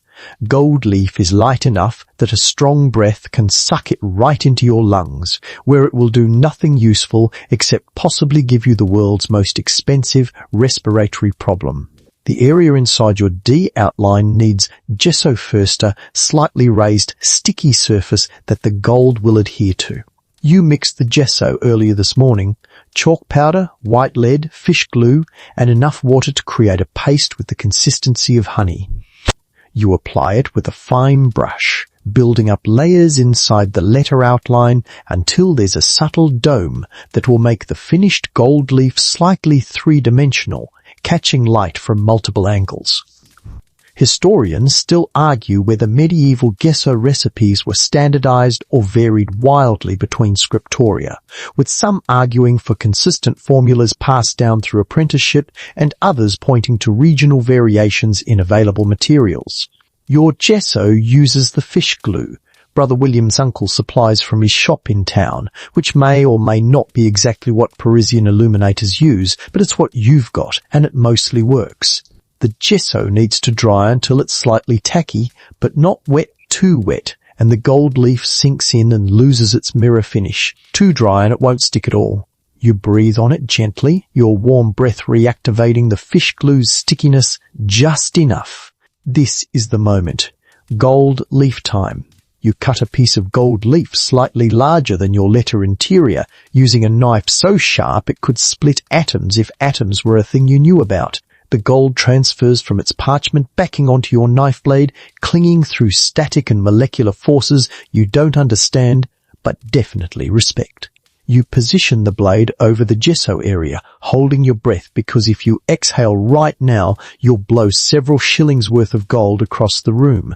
The gold touches the gesso, sticks. You pull the knife away and the leaf stays in place, draped over your letter interior like the world's most expensive blanket. There are wrinkles. There are always wrinkles, but the gold is down, adhered, not floating away or crumpling into expensive trash. Small victories. Now comes the burnishing, which sounds gentler than it actually is. You take your agate stone, a polished chunk of semi-precious stone that's been in the scriptorium longer than you've been alive, and rub it across the gold leaf with firm pressure. The stone smooths the wrinkles, compresses the gold against the gesso, and most importantly, activates that mirror-like shine that separates amateur gold leaf from professional illumination. You burnish in circles, feeling the stone glide across the gold, watching the surface transform from matte to metallic. The leaf that started as crumpled and dull becomes smooth and reflective, throwing back the morning light like a tiny sun embedded in your parchment. This is why illuminated manuscripts are called illuminated. The gold literally illuminates the page, creating light from within the book itself. Here's your quirky historical detail. Some medieval manuscripts used shell, gold-powdered gold mixed with binder instead of leaf gold, particularly in scriptoria that couldn't afford or access leaf gold. Shell gold looks golden, but doesn't have that mirror finish, leading to debates among modern historians about whether certain manuscripts should be classified as illuminated or merely decorated. You're using the real stuff, the mirror-finished leaf gold that marks this as a premium commission.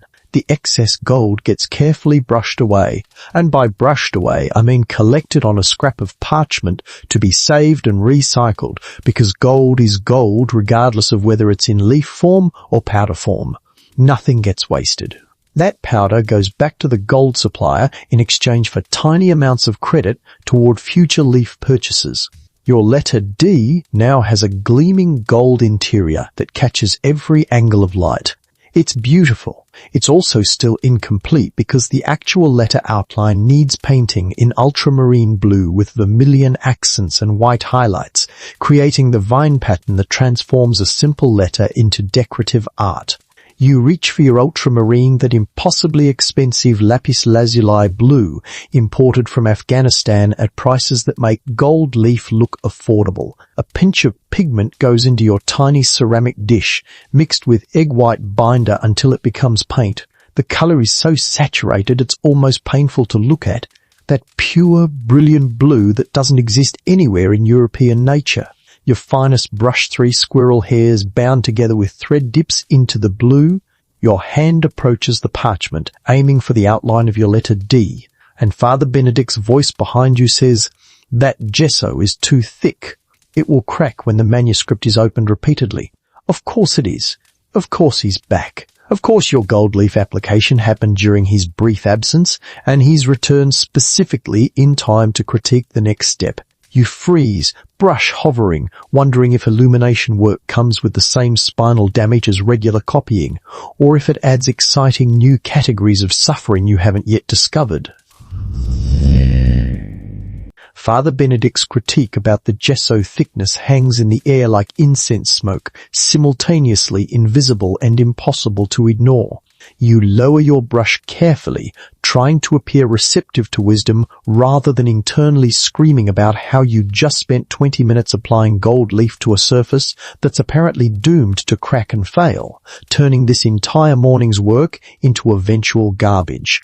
Medieval manuscript production, where even your successes are secretly failures waiting to reveal themselves.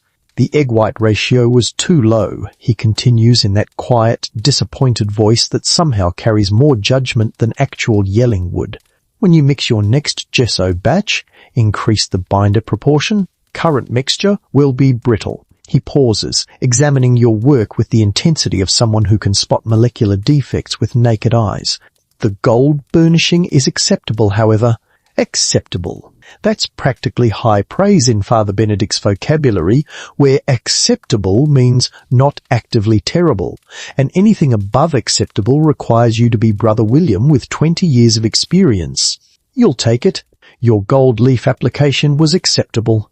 You might embroider that on a pillow if embroidery weren't a completely different craft, and if monks had decorative pillows, which they definitely don't. He moves on to inspect Brother Jerome's work, leaving you with ultramarine paint drying on your brush and an existential crisis about gesso ratios. You dip the brush back into the blue pigment and continue outlining your letter D, because what else are you going to do? Scrape off the gold and start over? Not happening. You'll deal with future cracking when it becomes present cracking, which is roughly the medieval approach to most problems. The vine pattern emerges slowly as you paint delicate curves and spirals that require steady hands and prayer. Your hands are currently neither steady nor prayerful, just tired and cramping, but muscle memory carries you through the basic curves even when your brain is still processing Father Benedict's criticism. Blue vines climb around the letter outline, intertwining in patterns that are supposed to look organic and natural, but actually come from a strictly codified design vocabulary you've copied from reference manuscripts so many times. The pattern exists in your hand independently of your conscious thought. You're adding vermilion red accent-styly dots and flourishes that make the blue pop when the sext bell rings like a hammer, striking your concentration. Noon. Time for the midday meal, which is both a relief because your body needs food and an annoyance because you are actually getting into a painting rhythm, and now you have to stop mid-flourish with half a vine incomplete. Orchestrated narrative continuation with historical authenticity. Good, I'm transitioning to the meal. Need to continue with the refectory scene, the food, the reading, maintaining the tone, and including the required historical elements. The brush gets cleaned hastily in a water cup, the pigments get capped, and you join the exodus of hungry scribes shuffling toward the refectory. Your back celebrates the vertical orientation with several alarming cracks. Your stomach celebrates the upcoming meal with optimistic gurgling that will almost certainly be disappointed by medieval monastic cuisine. The refectory is a long, cold hall with trestle tables arranged in parallel rows and absolutely zero personality beyond efficient space for collective eating. You file in with the others, taking your assigned spot on a wooden bench that's somehow even less comfortable than your scriptorium bench, which you didn't think was possible. But medieval furniture designers apparently saw that as a challenge. The meal is already laid out: bread, thin vegetable soup, and a small portion of cheese that looks like it's seen better decades. Here's your mainstream historical fact. Medieval monastic meals followed strict rules about portions, ingredients, and timing, with meat generally prohibited except for the sick. Benedict's rule specified 2 cooked dishes per meal, plus fruit or vegetables, but that was more aspirational than actual, especially in winter when vegetables meant whatever root vegetables haven't rotted in storage yet. Today's soup appears to contain turnips, onions, and the eternal optimism that boiling things long enough makes them taste good. Brother Paterth, the designated reader for this week, stands at a lectern position so everyone can hear. But nobody has to actually look at him, because looking up from your meal suggests you're not sufficiently focused on either eating or listening to the prescribed text. He opens today's selection, which is from John Cassian's Conferences, a 4th century theological text about monastic virtue that's exactly as exciting as it sounds. His voice drones through the hall. On the first movement of the will towards sin, you dip your bread in the soup, which at least makes the bread slightly less stale and the soup slightly more substantial. The bread is dark rye, dense enough to use as a weapon, with a crust that could probably deflect arrows. Medieval monastic bakeries operated on the principle that bread should be filling first, edible second, and actually enjoyable never. You chew methodically, trying to ignore how your jaw muscles protest the mechanical action required to break down flour that apparently contains some percentage of actual stones. The silence in the refectory is theoretically absolute. You're supposed to eat in contemplative quiet while absorbing the spiritual wisdom being read aloud. In practice, there's the constant background noise of chewing, swallowing, spoon-scraping bowls, benches creaking, and someone's stomach making sounds that suggest last night's dinner is staging a rebellion. Brother Thomas is coughing again, that wet, rattling sound that echoes off stone walls and makes everyone else shift uncomfortably. Here's your quirky historical tidbit. Some monasteries employed sign language during meals, so brothers could request salt, bread, or water without speaking. The signs varied by region and order, creating basically medieval monastic sign language dialects. Your monastery uses them inconsistently. You know the sign for "pass the salt," pointing at the salt cellar, and more bread. Tapping your bread, but complex requests devolve into elaborate charades that defeat the purpose of maintaining silence. Brother Peter continues reading. The soul must be examined for the roots of vice. His voice has that monotonous quality of someone who's been reading religious texts aloud 3 times daily for 15 years and has achieved perfect tone-deaf consistency. The words wash over you like acoustic wallpaper present, but not particularly penetrating your consciousness, which is currently occupied with the struggle of making turnip soup remotely palatable through sheer force of hunger. The cheese is hard, salty, and probably older than some of the novices. You gnaw off a small piece and immediately understand why medieval people had terrible teeth.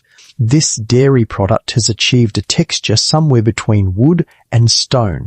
Historians still argue whether medieval monastic cheese was intentionally aged to that consistency or if it just happened naturally due to storage conditions, and nobody complained because complaining about food was considered spiritually suspect.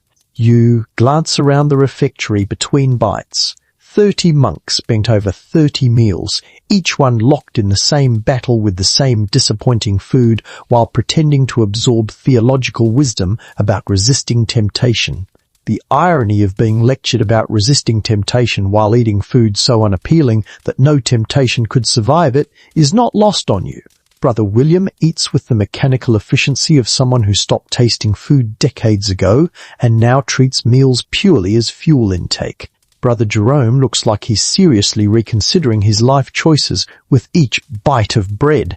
Brother Thomas coughs into his sleeve and continues eating, apparently unbothered by the fact that his lungs sound like they're slowly filling with fluid. The soup disappears. The bread vanishes through sustained assault. The cheese surrenders to determined gnawing. Brother Peter's voice continues its theological drone. For the devil seeks entry through the smallest crack in our virtue, and then, mercifully, it's over. The meal has been consumed, the reading completed, and you're released back to your respective duties. You stand, your spine protesting the transition, and shuffle back toward the scriptorium stairs. Your illuminated D is waiting half-finished, the gold leaf gleaming in the midday light that's probably as strong as February's sun gets in England. That vine pattern still needs completing. The vermilion accents still need adding, and you've got approximately 4 more hours of work before Vespers brings the next mandatory break. Time to return to your beautiful, tedious, back-breaking art. At least your stomach stopped growling. Small victories. The post-lunch period is when medieval monasticism's brilliant schedule reveals its fundamental flaw, human biology.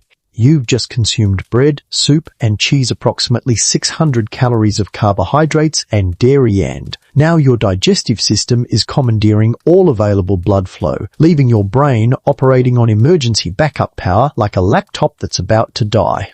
Evolution designed humans to nap after midday meals.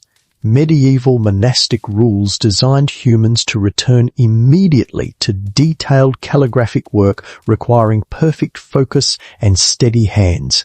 These two facts are in direct conflict, and your body is choosing evolution. You settle back onto your bench with all the enthusiasm of someone returning to a prison cell after a brief glimpse of freedom. The scriptorium has that heavy afternoon quality, sunlight streaming through the southern windows at an angle that's simultaneously too bright and somehow still inadequate. Dust motes float through the light beams, moving with dreamlike slowness that makes your eyelids feel heavier just watching them drift. Your illuminated D sits on the desk, the gold leaf catching light and throwing it back in your face like a tiny accusatory mirror asking why you're not already working. You pick up your brush, dip it in the vermilion red you mixed this morning, and try to remember where you left off. The vine pattern. Right. You are adding flourishes to the vine pattern, creating those delicate tendrils that spiral away from the main letter body. Your hand moves toward the parchment, and immediately your body stages a coup. Your eyes want to close. Your head wants to drop forward onto the desk. Your entire consciousness wants to shut down for approximately 2 hours while your digestive system processes turnip soup in peace. Instead, you're asking your fine motor control to execute precise brushstrokes measured in fractions of millimeters. This is impossible. You complete one flourish, a tiny curving tendril painted in vermilion that extends from the main vein, and have to pause because your brain has apparently decided to stop processing visual information clearly. The parchment blurs slightly. You blink hard, refocusing, and the blur resolves back into sharp detail. For now. Here's your mainstream historical fact. Medieval people generally slept in 2 shifts, first sleep and second sleep, with a wakeful period in between. This pattern meant they were chronically functioning on interrupted sleep cycles, and afternoon drowsiness was so universal that some monasteries actually allowed brief rest periods after the midday meal. Your monastery doesn't, because Father Benedict believes that comfort is spiritually suspect and suffering builds character. You're building so much character right now you could probably populate an entire novel. Brother William is somehow working steadily, his brush moving in controlled strokes like the post-lunch stupor is just a suggestion his body politely declined. Decades of practice have apparently taught him how to override basic human biology through sheer force of habit.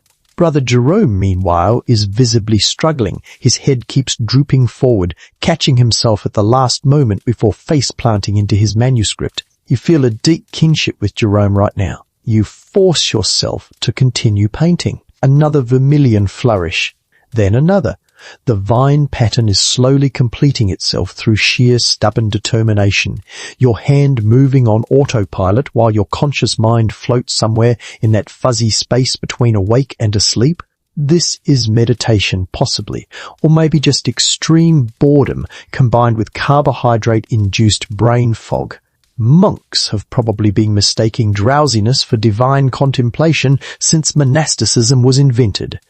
The Book of Hours is technically your primary project, but you've also got supplementary copying duties because scriptoria operate on the principle that if you have hands and literacy, those hands should never stop moving. Tucked beside your illumination work is another manuscript you're supposed to be progressing through, a copy of Aristotle's Prior Analytics, a logic treatise that's exactly as thrilling as it sounds. Now, philosophy manuscripts are the bread and butter work of medieval scriptorium universities, and scholars constantly need copies of classical texts, and monasteries need revenue, so you end up copying Greek philosophy you don't understand for audiences you'll never meet. You set aside the illumination brushes and return to text copying mode, opening the Aristotle to your bookmarked page. The Latin translation stares back at you. Syllogismus est oratio in qua quibus tam positis. A syllogism is a discourse in which, certain things having been supposed, your brain, already operating at reduced capacity, looks at this sentence and immediately files a complaint with management about unreasonable working conditions. Copying philosophical treatises while drowsy is its own special torture because you can't just let your hand flow on autopilot. The vocabulary is technical, the arguments are complex, and if you skip even one word, you might change Aristotle's entire logical premise, creating philosophical chaos that won't be discovered until some scholar 300 years from now tries to reference your copy and realizes your version of the syllogism makes zero sense. Your quill dips into the ink. The nib touches parchment. Syllogismus. You form each letter with painful attention, fighting your brain's insistence that sleep is more important than ancient Greek logical frameworks preserved in medieval Latin translation. The S curves properly. The Y descends below the baseline with its characteristic tail. Letter by letter, word by word, Aristotle's logic emerges on vellum through your sluggish concentration. Historians still argue whether medieval scribes actually understood the philosophical texts they copied, or if they were just mechanical transcribers reproducing letter forms without comprehending content. Based on your current mental state hovering somewhere between conscious and comatose, while copying arguments about categorical syllogisms, you're firmly in the mechanical transcriber camp. You're a human photocopier running on turnip soup fuel, and comprehension is absolutely not part of your job description. Here's your quirky detail. Some manuscripts contain marginal notes where scribes admit they don't understand what they're copying. Comments like, "I don't know what this means," or "this section makes no sense," appear in the margins of serious philosophical works, preserving for posterity the universal scribe experience of copying content that's beyond your educational level or current consciousness capacity. You complete the sentence about syllogisms and move to the next one. Your eyes are burning from the afternoon light. Your back is screaming from the renewed hunched position. Your fingers are cramping around the quill. And your brain is staging a full mutiny, insisting that consciousness is optional and sleep is mandatory. But the work continues, because what else are you going to do? Stop working? Surrender to the post-lunch stupor and take a nap like a reasonable human being? That's not how medieval monasticism works. You push through the drowsiness, through the physical discomfort, through the brain fog that makes every word feel like you're reading it through frosted glass. In prima figura, in the first figure, Aristotle's logical structures march across the parchment, transcribed by someone who's approximately 40% awake and 60% running on stubbornness. The afternoon stretches forward like a prison sentence. None bells won't ring until 3 p.m. That's still hours away. You've got an eternity of philosophical copying ahead, all of it happening while your body screams for sleep. Brother Jerome's head drops forward again, catching himself with a visible jerk. Brother Thomas coughs, the sound echoing through the scriptorium's afternoon quiet.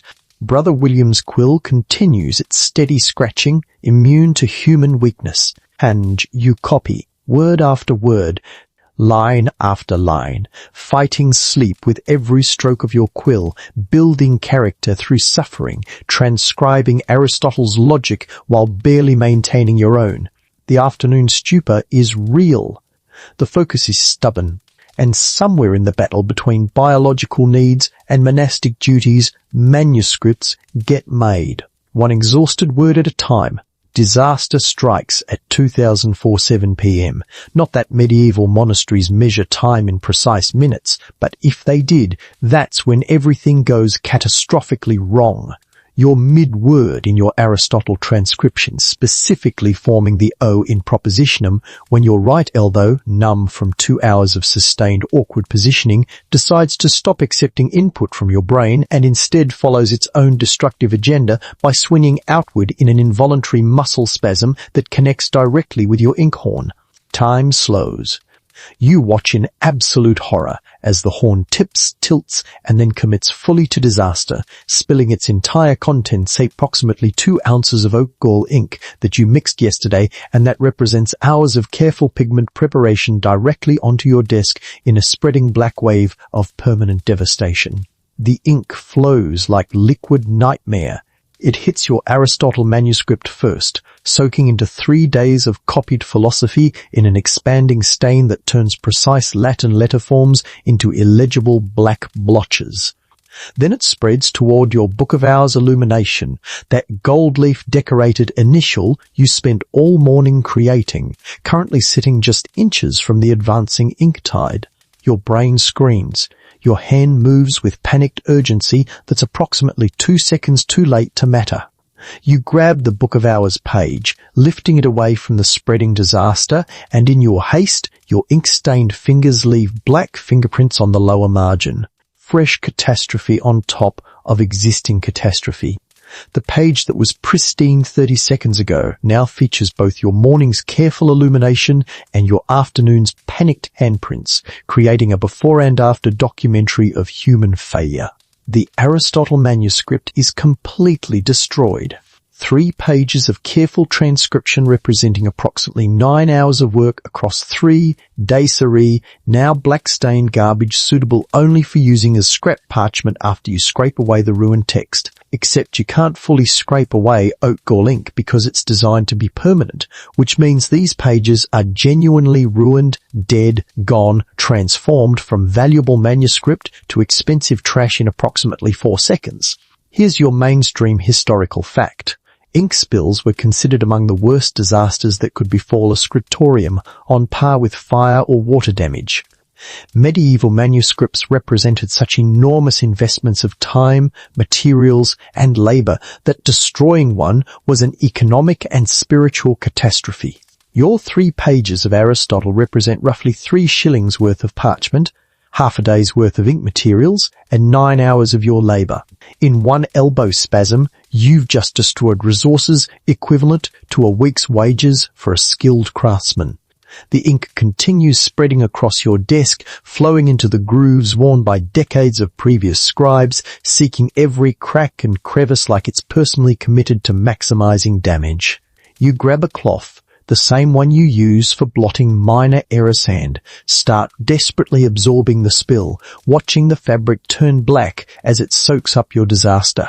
The cloth is immediately saturated. You need more cloths. You need miracles. You need this to not be happening.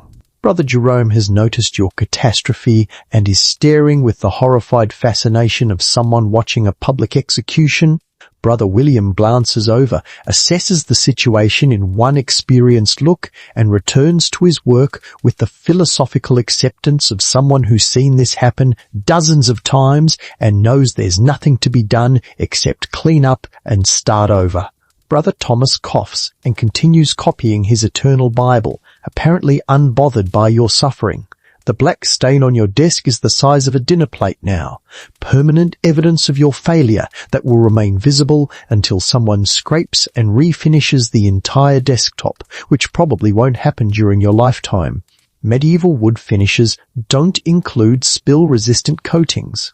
The ink has soaked directly into the oak grain, creating a dark splotch that will mark this as the desk where that one scribe had the catastrophic spill in 1347 for the next century. You're still holding the Book of Hours page with your ink-stained fingers, and you too carefully, several seconds too late, set it down on the only clean corner of your desk. The fingerprints on the margin mock you. They're not catastrophic. Actual illumination is intact, but they're visible evidence of your panic, permanently preserved for the merchant's wife who's paying premium prices for this manuscript. She'll look at her beautiful prayer book and see your fingerprints, the physical mark of the moment you lost control of your workspace. Here's your quirky historical detail. Some medieval manuscripts contain ink stains or smudges with accompanying marginal notes from scribes apologizing for the damage. Comments like, "I spilled ink here, forgive me," or "this page suffered water damage," appear in the margins, preserving both the errors and the human responses to them. You're too horrified right now to think about apologetic marginal notes, but in a few hours, when the initial shock wears off, you'll probably add one. Father Benedict appears behind you with the timing of someone who has a supernatural sense for detecting disasters. He looks at your destroyed Aristotle pages, at the massive ink stain on your desk, at the fingerprinted Book of Hours margin, and his face achieves new levels of disappointed disapproval that you didn't know were humanly possible. "Carelessness," he says quietly, which is somehow worse than yelling. 3 pages lost. You'll recopy them tonight during the period designated for personal prayer. So you're not just losing 3 days of progress, you're losing your evening rest time to redo work you already completed as penance for the crime of having an involuntary muscle spasm. "Yes, Father," you whisper, "because what else can you say?" My elbow was numb. Isn't a defense, it's an admission of poor workspace posture and inadequate body awareness. "I'll recopy tonight." He examines the fingerprinted Book of Hours margin. This mark can be incorporated into a decorative border vine. Extend the illumination to cover your error. So you're also adding extra decorative work to transform your mistake into an intentional design element, which would be creative problem solving if it weren't being imposed as additional punishment labor. Father Benedict moves on, leaving you with your disaster. You look at the spreading ink stain, the ruined pages, the fingerprinted margin. Around you, other scribes are working steadily, their inkhorns safely secured, their manuscripts progressing without catastrophe. The cloth in your hand is completely black, saturated with ink that will never wash out. Your desk is permanently marked. Your Aristotle pages are garbage. Your evening is now dedicated to recopy work instead of rest. And in this moment, you understand with perfect clarity why medieval manuscripts were so expensive, because creating them required not just skill and materials, but the constant risk of instant, complete, irreversible disaster. You've just lived through one. Time to clean up and start over. Again, the aftermath of your ink spill requires materials you don't have. Fresh parchment to replace the ruined Aristotle pages, more rags to finish cleaning your desk, and possibly a priest to perform an exorcism on your cursed workspace. But requesting supplies in the scriptorium presents its own challenge, because speaking is technically prohibited during work hours, meaning you need to communicate your needs through the elaborate sign language system that medieval monks developed specifically for situations where silence is mandatory but communication is necessary. You catch Brother Gregory's attention. He's the supply keeper today, controlling access to the locked armarium where fresh parchment and materials live. He looks up from his supervisory desk, sees you gesturing, and his expression suggests he's already exhausted by whatever complicated pantomime you're about to perform. Medieval monastic sign language works great for simple requests like, "pass the salt," or "more bread." It works significantly less great for, "I need 3 sheets of parchment specifically prepared for philosophical text copying, plus additional cleaning rags, and also do we have any magical solution for removing permanent ink stains from oak desks?" You start with the sign for parchment, hands held flat, parallel to each other, about 10 inches apart, mimicking the approximate size of a manuscript page. Brother Gregory nods. She understands parchment. That's the easy part. Now you need to communicate how many sheets you need and why you need them, which requires stringing together multiple signs in sequence, like you're playing the world's most frustrating game of charades. 3 fingers held up. Gregory interprets this correctly as 3 sheets. Small victories. Now comes the complicated part, explaining these are replacement sheets for ruined pages. You point to your disaster. zone the ink-stained desk, the destroyed Aristotle manuscript, and make a gesture that's supposed to indicate accident, but probably looks more like you're having a mild seizure. Gregory's expression suggests confusion. You try again, this time pantomiming the spill in slow motion, elbow moving, ink horn tipping, hands spreading to show liquid expanding. Gregory's face shifts from confusion to understanding to poorly suppressed amusement. Here's your mainstream historical fact. Monastic sign language systems varied by religious order and even by individual monastery, with some houses developing complex vocabularies of hundreds of signs, while others kept it minimal.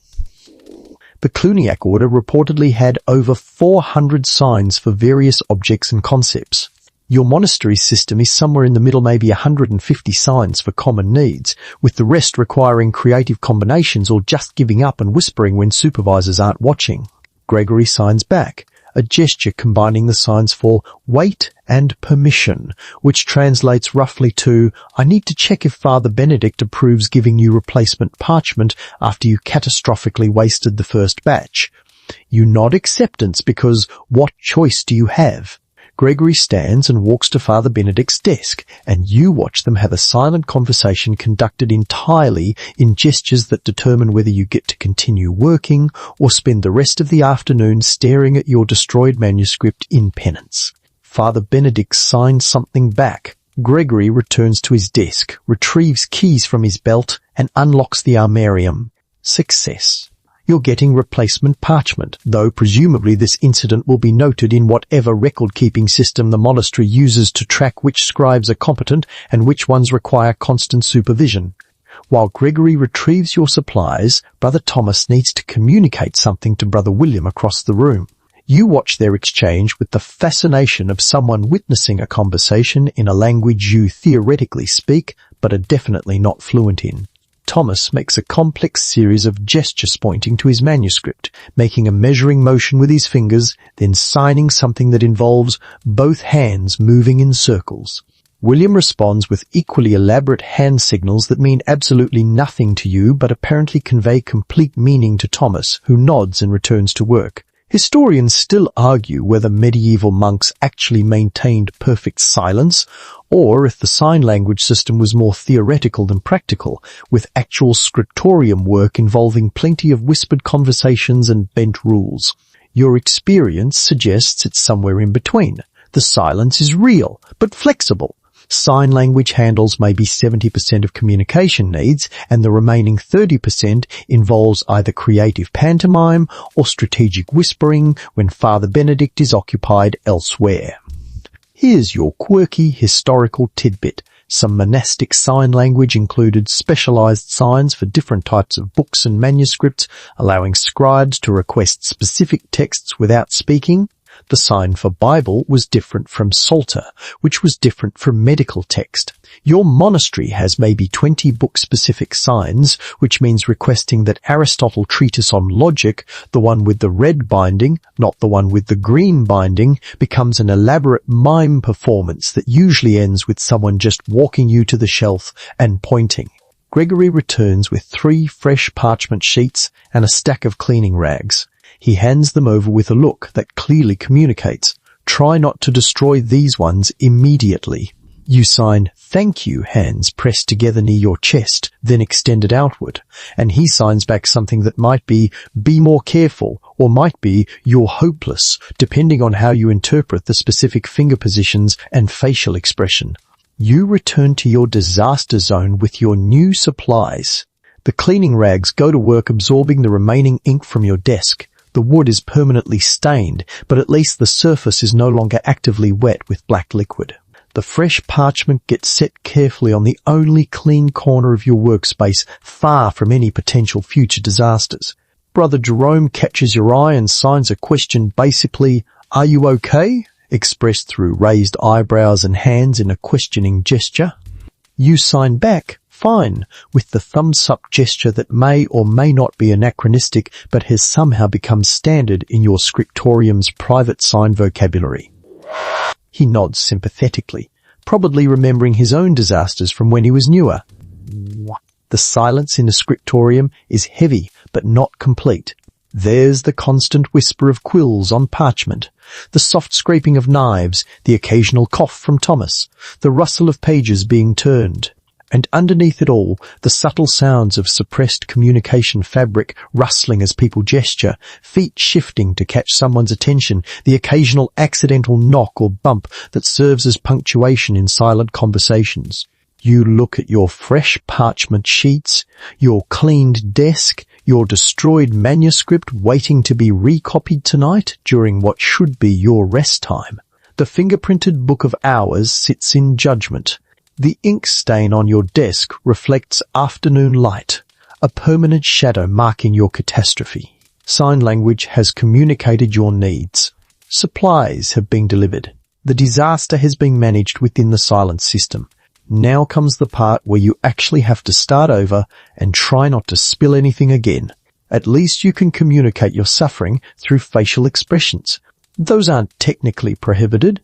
Yet, with your desk cleaned and fresh parchment positioned, you return to the one constant in medieval scribal life, copying texts you absolutely do not understand for audiences you'll never meet. The Aristotle treatise stares back at you, its Latin translation of Greek philosophy presenting arguments about syllogistic logic that might as well be written in Martian for all the comprehension you're extracting from the content. But comprehension isn't your job. Your job is to reproduce letter forms with mechanical precision, transforming yourself into a human photocopier who happens to require regular prayer breaks and turnip soup fuel. You position one of the fresh parchment sheets on your cleaned desk, far from the inkhorn which you've now moved to a safer location after learning that lesson the expensive way. The reference manuscript sits open to the section you need to recopy, Book 2, Chapter 4 of the Prior Analytics, where Aristotle discusses the conversion of categorical propositions. You understand maybe every eighth word, and even those are just the connecting particles like and therefore. The actual philosophical content flows through your consciousness like water through a sieve. Universalis autem negativus convertitur universaliter. The universal negative converts universally. You copy this sentence with painstaking care, forming each letter correctly while having absolutely zero idea what Aristotle is talking about. Universal negatives could be a type of demon for all you know. They could be a weather phenomenon. They could be a particularly pessimistic group of monks.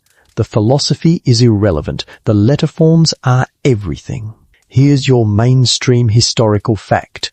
Medieval monasteries copied vast numbers of classical philosophical text works by Aristotle, Plato, Cicero, Seneca, despite much of this content conflicting with Christian theology.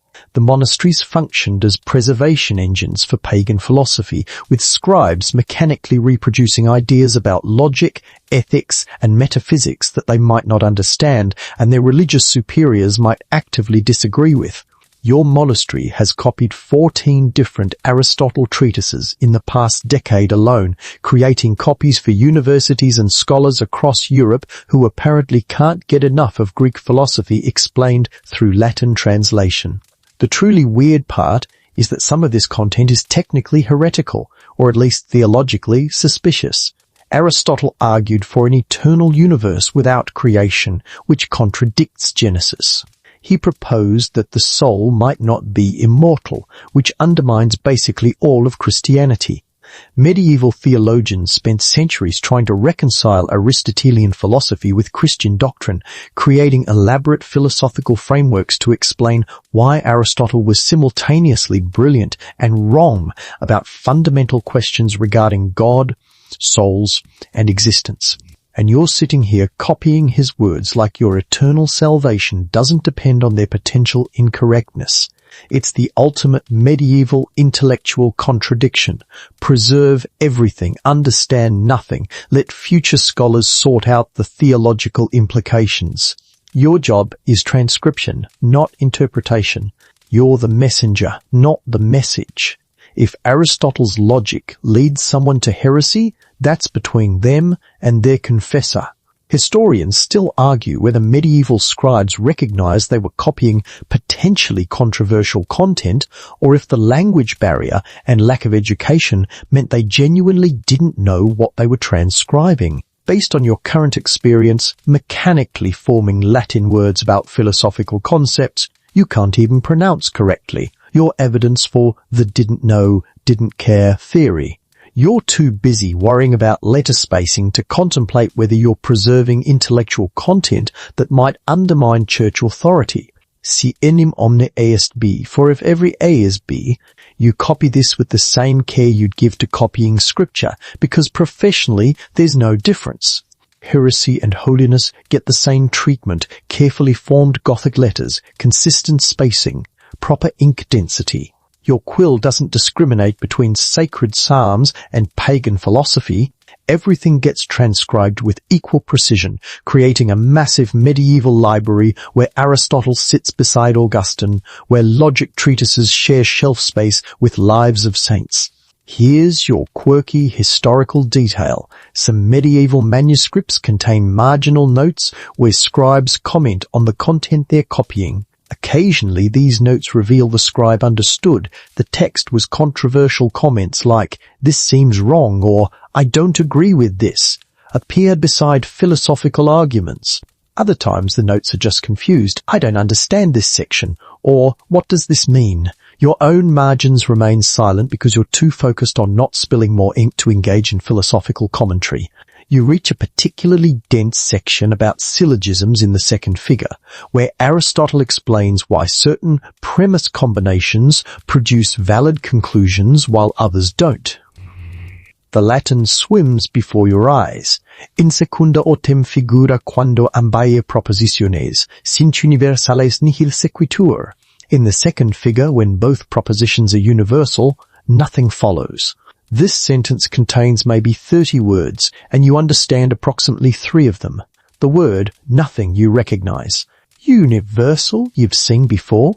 Everything else is philosophical, technical vocabulary that requires years of university education to comprehend. And yet you copy it, word by word, letter by letter, transforming incomprehensible philosophy into permanent manuscript form. Somewhere, eventually, a scholar at Oxford or Paris will read your copy and understand Aristotle's argument about categorical logic. They'll extract meaning from these words you're mechanically reproducing without comprehension. Your role is pure transmission. The content passes through your hand onto parchment without ever engaging your brain. It's weirdly meditative, actually. When you copy psalms or prayers, there's pressure to engage spiritually with the content, to let the sacred words transform your soul while you transcribe them. But with Aristotle, you can just shut your brain off completely and let your hand work on autopilot. It's copying as pure mechanical craft, divorced from meaning, focused entirely on technical execution. Kind of relaxing, assuming your definition of relaxing includes sustained hand cramping and spinal compression. Brother William once told you he's copied the entire works of Augustine 4 times, Boethius 3 times, and Aristotle's complete corpus twice, and he understood maybe 40% of what he transcribed across all those copies. "Understanding is for readers," he signed during a rare moment when Father Benedict was absent. "We're just the equipment that produces the books. Your expensive, highly trained, religiously devoted copying equipment. Congratulations. The afternoon wears on. Your hand moves steadily across the fresh parchment, replacing the pages you destroyed in this morning's catastrophe. The words accumulate, syllogisms, propositions, conclusions, premises, conversions. Aristotle's logical structures emerge from your quill in perfect Gothic script. Each letter carefully formed, each word properly spaced, the entire enterprise proceeding without the slightest understanding of content. You transcribe arguments about truth and falsity while having no opinion on either. You copy logical frameworks that might undermine religious authority while maintaining perfect monastic obedience.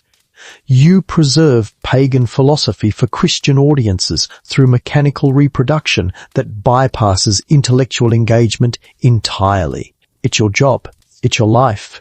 It's your contribution to preserving human knowledge across generations, one incomprehensible word at a time, copied with precision but without comprehension, transmitted through your hand without touching your mind.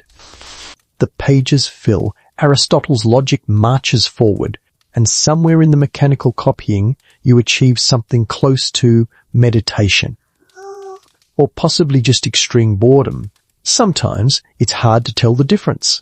The nun bell rings at 3 p.m. like clockwork, which is ironic since actual mechanical clocks won't be common in England for another century, and timekeeping currently relies on sundials, water clocks, and monks with internalized schedules developed through years of conditioning. The bell means two things: mandatory prayer break in 15 minutes and immediate quality inspection by Father Benedict, who uses the nun break as his designated time to tour the scriptorium, examining everyone's afternoon progress with the critical eye of someone who's forgotten what mercy feels like. You're mid-sentence in your Aristotle transcription when the bell strikes. Unlike the terse interruption where you frantically finished your word, this time you've learned strategic stopping you. Complete your current letter, a partial U, in autumn, and leave it obviously incomplete so you'll know exactly where to resume after prayers. Medieval scribes developed these small coping strategies for managing constant interruptions. Leaving partial letters is basically your bookmark system, except instead of a ribbon between pages, it's a half-formed letter form that screams, "Continue here! You were interrupted mid-thought." Father Benedict rises from his desk like a predator beginning its hunting rounds. He starts at the far end of the scriptorium with Brother Martin, examining the day's progress page by page, and you watch his route calculating approximately how many minutes until he reaches your desk, 3 inspections away, maybe 4 minutes. Time to mentally prepare for criticism that will somehow be simultaneously vague and devastatingly specific. Around you, other scribes are straightening their workspaces, arranging manuscripts to show their best work prominently, subtly hiding pages with visible errors under cleaner sheets. It's the medieval equivalent of tidying your room before your parents inspect it, except your parent is a 50-year-old monk with X-ray vision for calligraphic imperfection, and your room is 3 days of copied philosophy that may or may not meet professional standards. You glance at your morning's Book of Hours illumination, now sporting those accidental fingerprints in the margin that Father Benedict told you to incorporate into decorative borders. You've added exactly 0 border extensions since receiving that instruction, which means those fingerprints are still just fingerprints, naked evidence of your earlier panic. This will definitely get mentioned. You brace yourself. Here's your mainstream historical fact. Medieval scriptoria maintained quality control through regular inspections, with master scribes checking alignment, spacing, letter formation, ink consistency, and overall presentation. Manuscripts destined for sale or important patrons received especially rigorous scrutiny. Errors could lead to rejected commissions, lost revenue, and damaged monastery reputations. Your Book of Hours is a paid commission, which means Father Benedict's standards are elevated from acceptable to approaching perfection, which is roughly the difficulty level of "please also perform minor miracles while transcribing."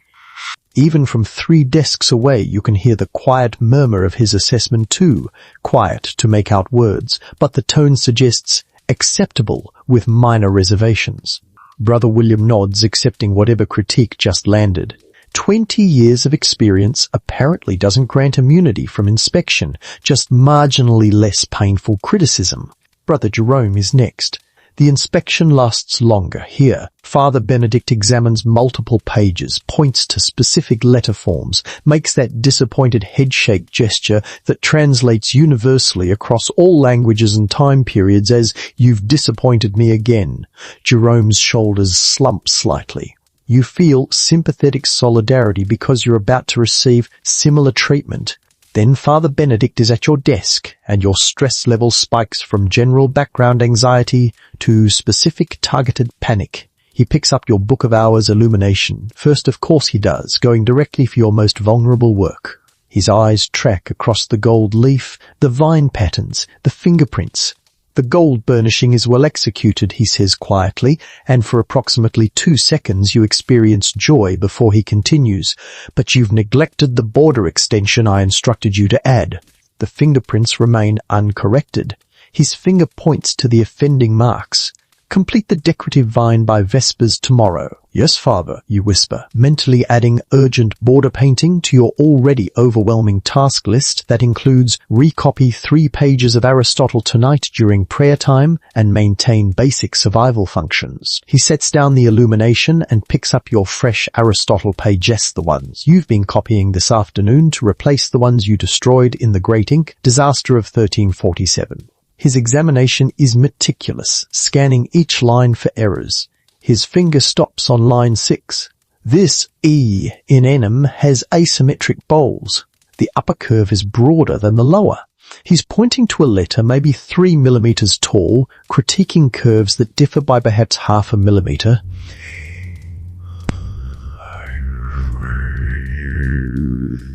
This is the level of scrutiny medieval manuscript production operates under, sub-millimeter precision evaluated by naked eye under natural light. Historians still argue whether medieval scribes could actually achieve the uniformity modern scholars observe in finished manuscripts, or if our perception is biased by seeing only the best surviving examples while countless acceptable but imperfect manuscripts deteriorated over centuries. Looking at Father Benedict identifying imperfections measured in fractions of millimeters, you're starting to understand how those perfect manuscripts happen through relentless criticism and forced correction until error rates approached 0. Here's your quirky historical tidbit. Some medieval scribes added self-deprecating colophon's end notes describing their suffering and inadequacy. Phrases like, "The book is finished, and I am worn out," or "I, who wrote this book, am Petrus, a poor scribe who made many errors," appear in manuscripts preserving both the work and the worker's exhausted humility. You're mentally composing your own colophon. This manuscript was copied by a tired monk whose elbow betrayed him, who understands nothing of Aristotle, and whose fingerprints have become decorative elements through necessity rather than design. Father Benedict continues examining your work, finding 2 more minor spacing inconsistencies and 1 baseline drift where your tired hand let letters creep slightly upward across the page. Each error gets quietly noted, marked with his finger, added to the mental ledger he maintains of your competence level. Your afternoon work shows fatigue effects, he concludes, which is both accurate diagnosis and implicit criticism. You're supposed to maintain consistent quality regardless of physical state, time of day, or how recently you've destroyed expensive materials through catastrophic spills. Maintain focus through the final work period before Vespers. Yes, Father, you repeat, the universal monastic response to all correction. He moves to the next desk, carrying his expertise and disappointment elsewhere. You exhale slowly, checking your fingers for tremors, mentally cataloguing the corrections you'll need to make, border extensions, bowl symmetry, baseline alignment, maintaining focus through fatigue. The nun bell rings its final note. Time to shuffle to chapel for prayers, carrying the weight of your imperfection into the presence of divine perfection, seeking grace while knowing you'll return to the same work with the same flaws. Father Benedict knows every error you'll make before you make them, and somehow you'll still make them anyway. The period between none and Vespers, roughly 3 p.m. to sunset, which arrives depressingly early in February, Englandus when reality sets in about how much work you've actually accomplished versus how much you optimistically thought you'd complete when the day began approximately 13 hours ago at 2 a.m. vigils. You look at your desk, 1 completed illuminated initial with bonus fingerprints, maybe 800 words of recopied Aristotle, and a growing sense that medieval manuscript production is essentially Sisyphus pushing a boulder uphill, except the boulder is made of animal skin and the hill is made of your own inadequacy. But before Vespers summons you to evening prayers, there's the crucial task of workspace cleanup, transforming your desk from active disaster zone into organized workspace that won't create fresh disasters tomorrow. This involves scraping dried ink, capping pigments, organizing tools, and sweeping away the accumulated detritus of a day spent transforming dead animals into literature. It's the medieval equivalent of shutting down your computer before leaving work, except messier and with more potential for permanent staining. You start with the dried ink on your desk knot, the catastrophic spill stain which is now permanent furniture decoration, but the smaller drips and splatters that accumulated through the day as your quill made its thousands of trips from inkhorn to parchment. Dried oak gall ink achieves a consistency somewhere between crusty paint and fossilized tar, adhering to wood with the tenacity of someone who really doesn't want to leave. Your scraping knife comes out the same one you use for erasing parchment error. You attack the dried ink spots with focused determination. The scraping produces a fine black powder that drifts across your desk like toxic snow. This powder is basically concentrated oak gall and iron particles, and you're suddenly very aware that you've been breathing air containing these particles all day, every day, for 3 years. Medieval occupational health and safety is not a developed field. You'll probably discover the consequences in 20 years when your lungs start making interesting sounds, assuming you survive that long without dying from plague, famine, or catastrophic spinal collapse. Here's your mainstream historical fact. Medieval scribes suffered from numerous health issues directly attributable to their work environment. Beyond the obvious back problems and eye strain, they dealt with respiratory issues from inhaling pigment dust, lead poisoning from white lead in some inks, and mercury toxicity from vermilion pigments. Basically, your job is slowly poisoning you from multiple directions simultaneously, but at least you're creating beautiful manuscripts while your organs accumulate heavy metals. Priorities. You brush the scraped ink powder into your palm and dump it into the scrap collection pot that gets emptied weekly into the monastery's waste pit. Some scriptoria apparently recycle dried ink scraps by regrinding them into fresh pigment, but your monastery considers that unnecessarily economical and potentially quality compromising. Fresh ink only, even if it means wasting materials that cost more than most peasants see in a month. The pigment pots need capping next. Your vermilion has dried slightly around the edges, forming a crusty ring that you'll need to scrape off tomorrow before using it again. The ultramarine is still relatively fresh because you've barely touched it. That pigment is so expensive you use it approximately 3 times per manuscript and spend the rest of your time stretching cheaper azurite to cover blue needs. Each pot gets its wax seal pressed firmly into place, protecting the pigments from air, moisture, and the general dampness that permeates every medieval building like an unwelcome houseguest who never leaves. Your quills need organizing. You've got the freshly sharpened ones ready for tomorrow, the partially worn ones that have maybe a few more hours of life left, and the completely destroyed stubs that you should throw away but keep anyway because maybe you'll need them for practicing new letter forms or something. Medieval scribes are hoarders. By necessity, materials are too expensive to waste, so you keep everything until it's genuinely unusable. Then keep it a bit longer just in case. Brother Jerome is doing his own clean-up 2 desks over, and you watch him knock over his pumice stone, which rolls across the floor toward Brother Thomas's desk. Thomas stops it with his foot, picks it up, and tosses it back with the casual accuracy of someone who's been catching dropped objects in Scriptorium for 3 decades. Jerome signs thank you. Thomas signs back what might be more careful, or might be, we're all exhausted, I understand. Sign language ambiguity increases with fatigue. Here's your quirky historical detail. Some scriptoria had designated apprentices or junior monks whose job was cleaning up after senior scribes, sweeping floors, organizing tools, and generally maintaining workspace order. Your monastery doesn't have that system. Everyone cleans their own mess, which Father Benedict claims builds character, but really just means everyone spends 15 minutes daily doing custodial work that could be delegated to novices, but medieval management theory hasn't discovered efficient task distribution yet. The parchment dust is next. A full day of copying produces an impressive amount of fine particles, pumice, abrasion dust, tiny vellum scraps from trimming edges, eraser crumbs from fixing mistakes. You sweep it all into a pile with your hand, the dust coating your fingers and probably your lungs. Some of this dust is literally scraped off animal skin from 14th century carves, which means you're breathing dead cow particles every day.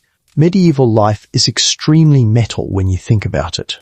Your inkhorn gets a critical examination. The crack near the base that occasionally leaks has expanded slightly. You can see ink seepage around the fissure. This horn is approaching end of life, which means you'll need to request a replacement from the monastery's horn supplier, which means paperwork, or at least the medieval equivalent involving sign language requests and Father Benedict's approval. Everything in medieval life requires approval from someone higher in the hierarchy. It's bureaucracy all the way up until you reach the Pope, who presumably needs God's approval for his decisions. The desktop gets a final wipe down with a slightly damp cloth, removing the last accessible dust while avoiding the permanent ink stain that's become part of your desk's character. Medieval furniture isn't supposed to look pristine, it's supposed to look used, worn, marked by the labor that happens on it. Your desk has character now. Specifically, it has the character of this is where someone catastrophically spilled ink in 1347. Brother William has already finished his cleanup and is sitting quietly at his desk, hands folded, waiting for the Vespers bell with the patience of someone who's mastered the art of existing in transition periods between scheduled activities. You aspire to that level of Zen acceptance. Currently you're at the level of exhausted and mildly resentful that tomorrow will be exactly the same as today. Historians still argue whether medieval monks found their repetitive schedules meditative or soul-crushing.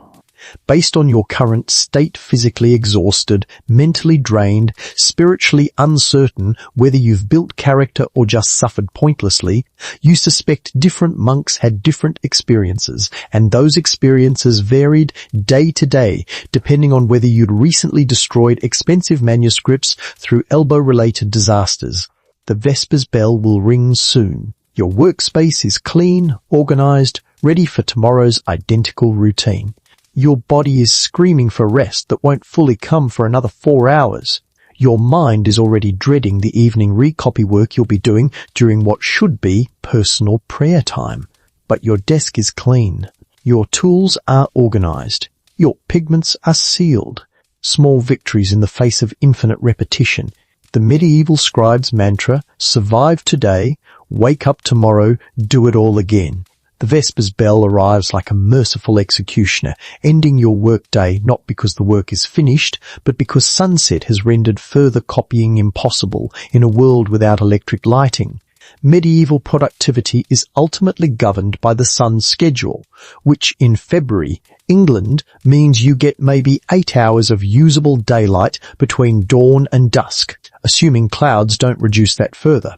You've been hunched over manuscripts since approximately 5 a.m. It's now around 5 p.m. Your spine has been compressed in an unnatural curve for 12 hours, interrupted only by brief vertical interludes during prayer services. The Vespers bell is your spine's favorite sound in the entire acoustic spectrum. You stand carefully because sudden movements after prolonged sitting can cause exciting new categories of pain. Your body performs a symphony of disturbing sounds. Your knees crack like dry branches snapping. Your spine produces a series of pops that travel from lumbar to cervical vertebrae like a wave of skeletal protest. Your hip flexors, which have been locked in flexion for 12 hours, scream their objections as they're asked to extend. You're basically a human percussion instrument, and the song is called Everything Hurts in D minor. The procession to church begins, 20 scribes shuffling toward evening prayers with the posture of people who've spent their entire day fighting gravity and lost. Brother William walks upright with decades-practiced compensation mechanics. Spine is permanently curved forward, but he's learned to walk like that's intentional rather than occupational injury. Brother Jerome moves like a much older person despite being maybe 25, his gait already showing the hip and back stiffness that marks the scribe's trade. Brother Thomas coughs his way down the stairs, each wet rattle echoing off stone walls. The evening air hits you as you exit the scriptorium wing, and it's absolutely freezing because February in England operates under the meteorological principle that humans don't deserve warmth. The sun is setting somewhere behind thick cloud cover, creating that particular grey twilight that makes everything look like it's slowly fading into non-existence. Your wool habit provides the same inadequate protection it's offered all day.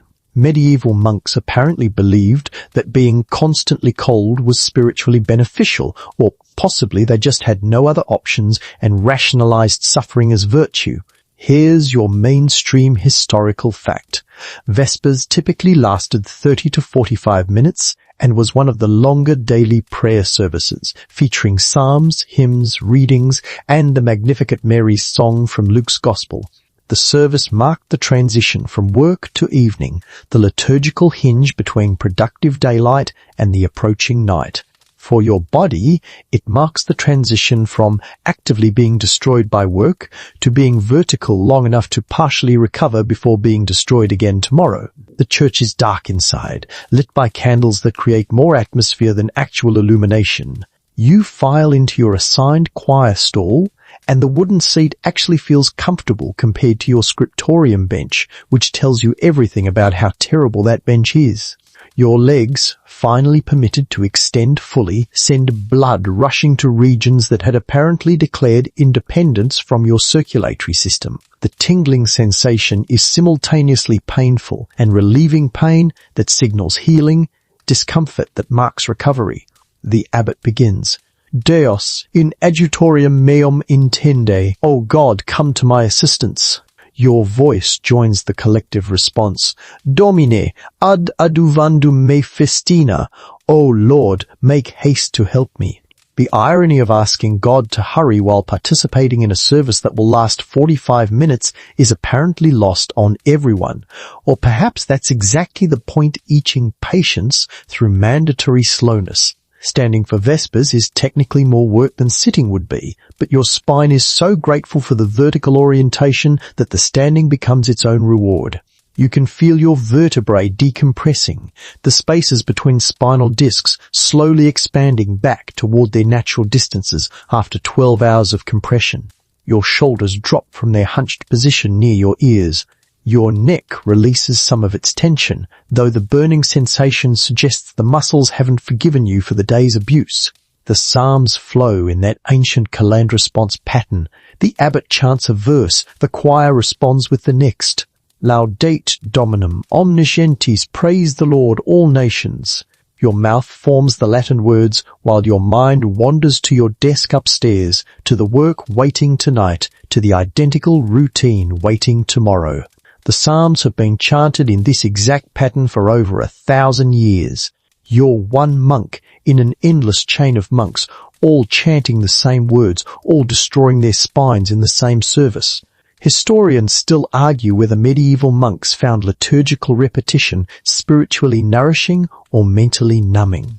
You're currently in the mentally numbing camp, though you acknowledge that after a day of copying Aristotle you don't understand, singing psalms you've memorized provides a different kind of mental rest, the rest of not having to think, just producing sounds in prescribed patterns while your body slowly remembers what vertical feels like. Here's your quirky historical detail. Some medieval monks reported experiencing religious ecstasy during evening prayers, particularly during Vespers, as daylight faded and candlelight created mystical atmospheres.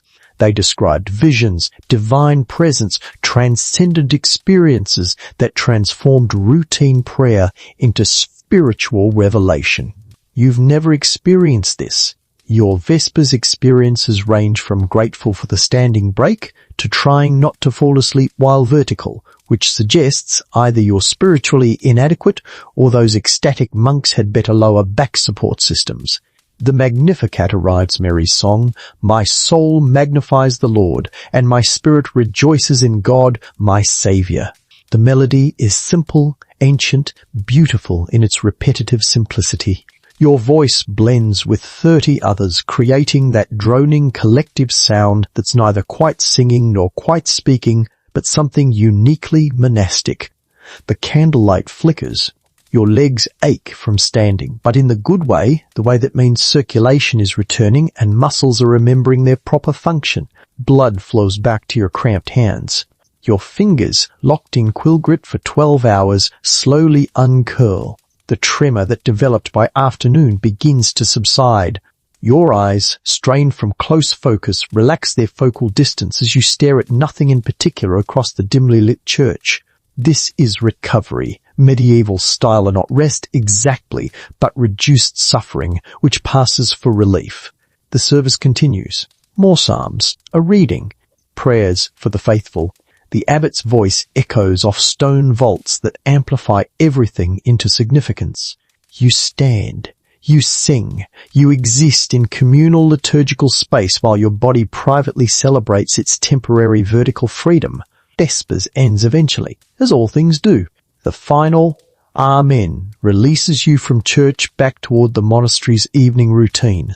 But for 45 minutes, you were vertical, your spine decompressed, your blood circulated. Small victories against the occupation that's slowly destroying your body, one manuscript at a time.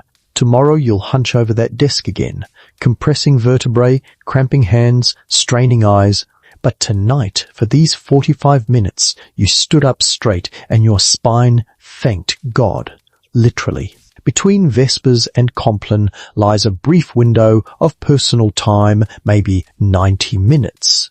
If you're lucky, that theoretically belongs to you for private prayer, meditation, or spiritual contemplation.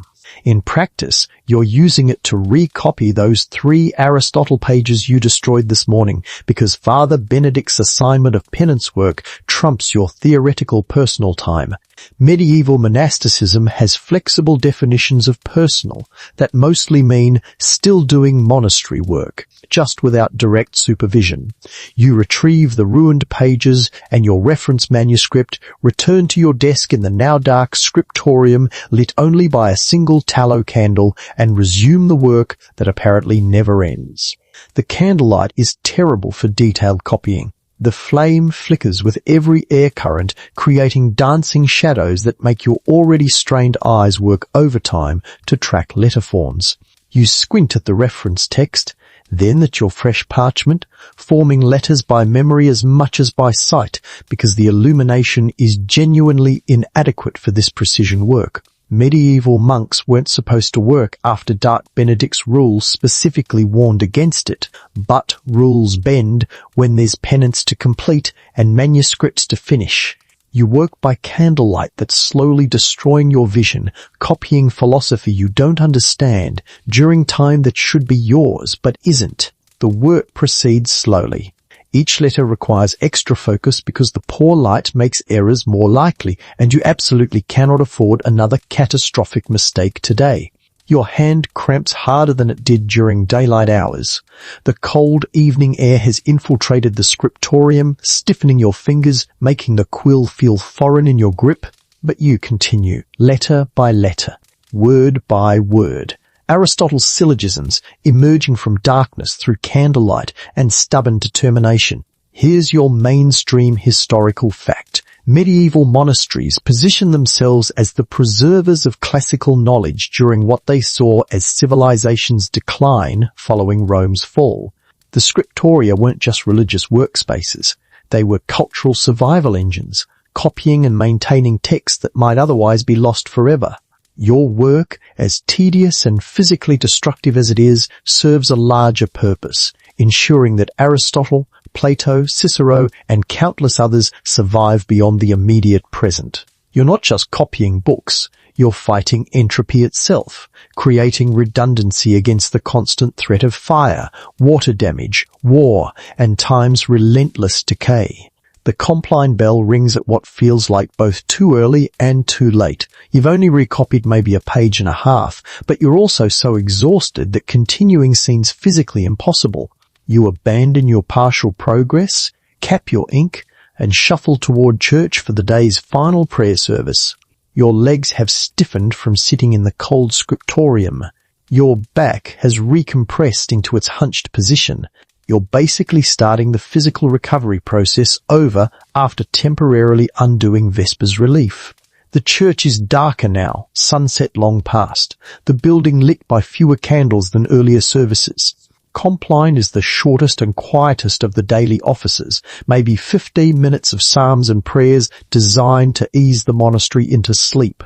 The service has a hushed, intimate quality, voices subdued, the stone space transformed by darkness into something that feels smaller, more protective.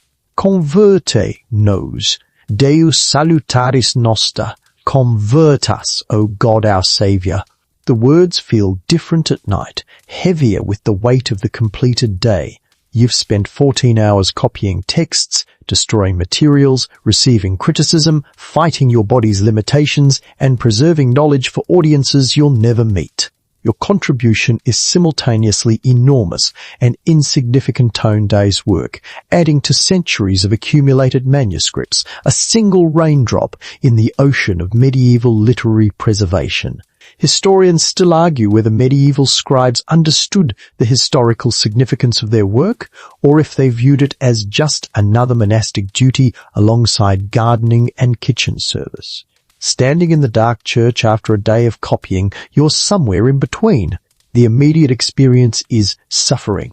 Your back hurts, your hands cramp, your eyes burn. But underneath that suffering is something else. The knowledge that the pages you created today will outlive you by centuries. That merchant's wife will own a book of hours that her grandchildren might inherit, that might survive into an era where people light their workspaces with something better than candles, where scribes are replaced by some unimaginable future technology. Here's your quirky historical detail. Some medieval scribes added personal reflections in manuscript colophons about the permanence of their work versus the brevity of their lives. And you, phrases like, "The book will remain when the scribe is dust," or "These pages will outlive my bones," appear in manuscripts, capturing that strange temporal awareness, knowing your labor creates objects that transcend your own mortality. You're creating the future's past, handling tomorrow's antiques, building the documentary evidence of 14th century intellectual life. The service continues through its prescribed psalms. In manus tuas, Domine, commendo spiritum meum. Into your hands, O Lord, I commend my spirit. The same prayer you'll say tomorrow night and the night after and every night until you die or your eyes fail or your hands cramp into permanent uselessness. The repetition is the point daily rededication, nightly surrender, life structured as liturgical cycle rather than progressive narrative. But the books accumulate. Each day adds pages to manuscripts that add to libraries that preserve knowledge across the centuries that separate ancient wisdom from future readers. Rome fell, barbarians conquered, empires collapsed. But Aristotle survived because monks like you kept copying him, kept preserving those ideas through dark ages and medieval winters and the constant threat of total knowledge loss. Your work is tedious. Your suffering is real. Your body is being destroyed by occupation, and you're saving civilization, one painful letter at a time. The abbot delivers the final blessing, Benedicat et custodiat nos omnipotens et misericors Dominus. May the Almighty and merciful Lord bless and preserve us. Amen, you respond, your voice joining 30 others in the darkness. The great silence begins now from Compline until morning prayers. No speech is permitted except emergencies. The monastery becomes a wordless community, moving through darkness towards sleep, each monk carrying the day's work into rest, preparing to wake at 2 a.m. and begin again. You shuffle toward the dormitory, your cell waiting with its straw mattress and wool blankets. Your body is exhausted. Your mind is numb. Your hands still smell like oak gall ink and vermilion pigment. But somewhere in London, a merchant's wife will receive a prayer book that might survive 500 years. Students in Paris will read your Aristotle copy and understand syllogistic logic. Future readers will handle pages you created and never know your name, but they'll receive the knowledge you preserved. The books are permanent. The scribes are temporary. And in that exchange your body for their knowledge, your suffering for their preservation, there's purpose, maybe even nobility, mostly just exhaustion, but purpose too. Sleep comes hard when your body has spent 14 hours locked in unnatural positions. You lie on your straw mattress in your tiny cell, a space maybe 6 feet by 8 feet with stone walls, a wooden crucifix, and absolutely zero comfort features beyond the blankets that smell like centuries of unwashed monks. Your back refuses to flatten properly against the mattress toes. 12 hours of hunched copying have temporarily convinced your spine that curved forward is its natural state, and lying flat creates a strange pulling sensation as muscles and ligaments protest the position change. Your hands won't stop cramping. Even in rest, your fingers curl involuntarily into quill grip position, the muscles so trained by repetition they've forgotten how to fully relax. You stretch them out consciously, spreading your fingers wide, and they immediately curl back the moment your attention wanders. This is what medieval manuscript production does to human anatomy. It rewires your nervous system around the repeated motions until those motions become involuntary, your body permanently shaped by your labor. The darkness in your cell is absolute. No streetlights, no electronics, no ambient glow from nearby buildings, just pure medieval darkness that makes the black behind your eyelids indistinguishable from the black of the open room. Somewhere in the dormitory corridor, Brother Thomas coughs that wet, rattling cough. Someone else shifts on their mattress, straw rustling. The monastery settles into night sounds wind against stone, distant creaking, the collective breathing of 30 men trying to sleep before the 2 a.m. bell wakes them for vigils. Here's your mainstream historical fact.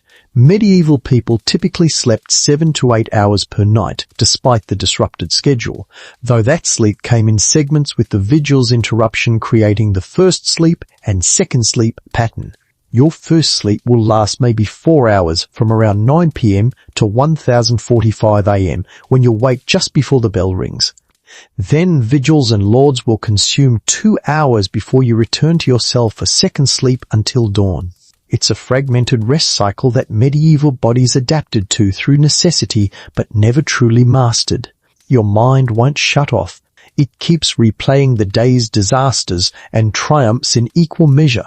The catastrophic ink spill, the acceptable gold leaf burnishing, Father Benedict's critique of your asymmetric letter bowls, that half-completed, illuminated initial waiting for tomorrow's border extensions. Medieval scribes probably had work anxiety dreams, for centuries nightmares about misspelling sacred texts, dropping entire manuscripts into inkwells, accidentally illuminating the wrong initial letter, and discovering the error 3 months later. You try focusing on your breathing, the standard medieval meditation technique that's basically the same as modern mindfulness, except with more religious framing. Breathe in, Domine, O Lord. Breathe out, Miserere, have mercy. The rhythm is supposed to calm your racing thoughts and release your clenched muscles. Instead, you're just very conscious of breathing, which is somehow more distracting than not thinking about breathing at all. Your shoulders ache. Your neck burns. Your lower back feels like someone inserted a hot iron rod between your vertebrae. Your hip flexors are tight from sitting. Your wrists throb from the sustained grip pressure. Your eyes sting from 12 hours of close focus. You're essentially a catalogue of occupational injuries, each one a badge marking your participation in the great medieval project of knowledge preservation. Here's your quirky historical detail. Some medieval manuscripts contain marginal notes where scribes complained about sleeplessness or exhaustion. Comments like, "I wrote this after 3 nights without rest," or "My eyes fail me, my back aches, I long for sleep," appear beside carefully copied text, preserving the human struggle behind beautiful letter forms. Your own mental margins are filled with similar complaints, though you're too tired to actually write them down. Historians still argue whether medieval monks achieved genuine spiritual peace or just learned to endure constant, low-level suffering while calling it character development. From your current position laying rigid on straw, body screaming, mind racing, knowing you'll wake in 4 hours to repeat this entire cycle, you suspect it's mostly the endurance option, with occasional moments of genuine peace scattered throughout like rare gems in mud. The straw mattress isn't comfortable exactly, but your exhausted body gradually stops caring. The cramping hands become background noise. The back pain fades from acute to chronic, a constant that your consciousness learns to ignore. Your breathing slows. Your racing thoughts begin to fragment into pre-sleep, randomness illuminated initials made of gold, Aristotle riding a goose, Brother Thomas's cough transformed into church bells. Sleep approaches like a slow tide, pulling you under in increments. Your body finally surrenders to exhaustion, releasing the day's tension in stages. The darkness becomes less oppressive and more comforting, a blanket of absence wrapping around your consciousness. Your last coherent thought is approximately 4 hours until vigils, better fall asleep immediately, which paradoxically makes falling asleep harder, but eventually even that anxiety fades. Your breathing deepens. Your muscles unclench, finally releasing their death grip on your skeleton. The monastery around you breathes 230 men sleeping in their cells. The great medieval machine of liturgy and labour temporarily powered down until the bell rings and starts everything again. You sleep. Your hands still curve into quill grip. Your spine remains slightly hunched. Your dreams are probably about manuscripts, though you won't remember them. Outside your cell, the February night is cold and dark. Inside, you're finally, temporarily, at rest. Tomorrow you'll wake at 2 a.m. to bells. You'll shuffle to vigils, to lauds, to the scriptorium where your desk waits with its permanent ink stain. You'll hunch over parchment, forming letters, destroying your body incrementally, preserving knowledge, fighting entropy, contributing your small part to civilization's survival. But for now, for these precious 4 hours you sleep, your work is done. Your labour is paused. The manuscripts will wait. The books will keep. And in the darkness of a 14th century monastery cell, one tired scribe finally finds peace in unconsciousness, his body surrendering to the only true rest medieval monastic life permits, the temporary oblivion of sleep, earned through suffering, granted briefly before the cycle begins again. The bell will ring too soon. It always does. But until then, you're free, sort of, in sleep, which counts as freedom when you're a medieval scribe whose waking hours belong to books, bells, and back pain. Your breathing slows to the rhythm of deep sleep. Your consciousness fades into that dark space where no bells ring, no quills scratch, no Father Benedict criticizes your letter forms. Just silence, just rest. Just the temporary death that lets you wake tomorrow and face it all again. The monastery sleeps. The manuscripts wait. The knowledge you're preserving will outlive you by centuries. But for now, none of that matters. For now, there's only sleep, blessed sleep, the scribe's only true escape from the beautiful, tedious, back-breaking work of copying the world's wisdom, one painful letter at a time. And somewhere in that deep medieval darkness, as your breathing settles into the slow rhythm of genuine rest, there's a kind of peace that comes from knowing you've completed another day in the great endless work of preservation. Your contribution added to countless others across time, each scribe's suffering transformed into pages that will carry wisdom forward through centuries you'll never see. The manuscripts you created today will be touched by hands not yet born, read by eyes that will look back on your era as distant history, treasured perhaps by people who cannot imagine the cold scriptorium where these pages came to life through your cramping fingers and aching spine.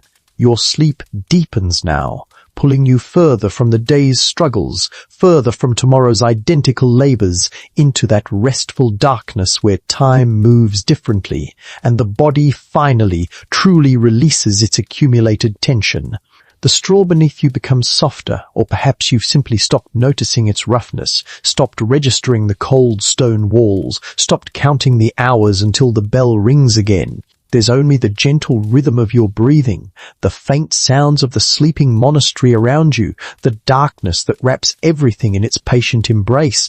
Let yourself drift deeper still into this rest you've earned, this brief reprieve before the cycle begins again. Your work today, as difficult as it was, has added more pages to humanity's memory, more letters to the great conversation that spans generations, and that work will be there tomorrow, waiting patiently. But for now, it releases you into sleep, into dreams, into the peaceful oblivion that comes when exhaustion finally overwhelms everything else. The manuscripts rest too, drying in the darkness, their ink oxidizing to permanent black, their illuminations gleaming softly even in spaces too dark to see.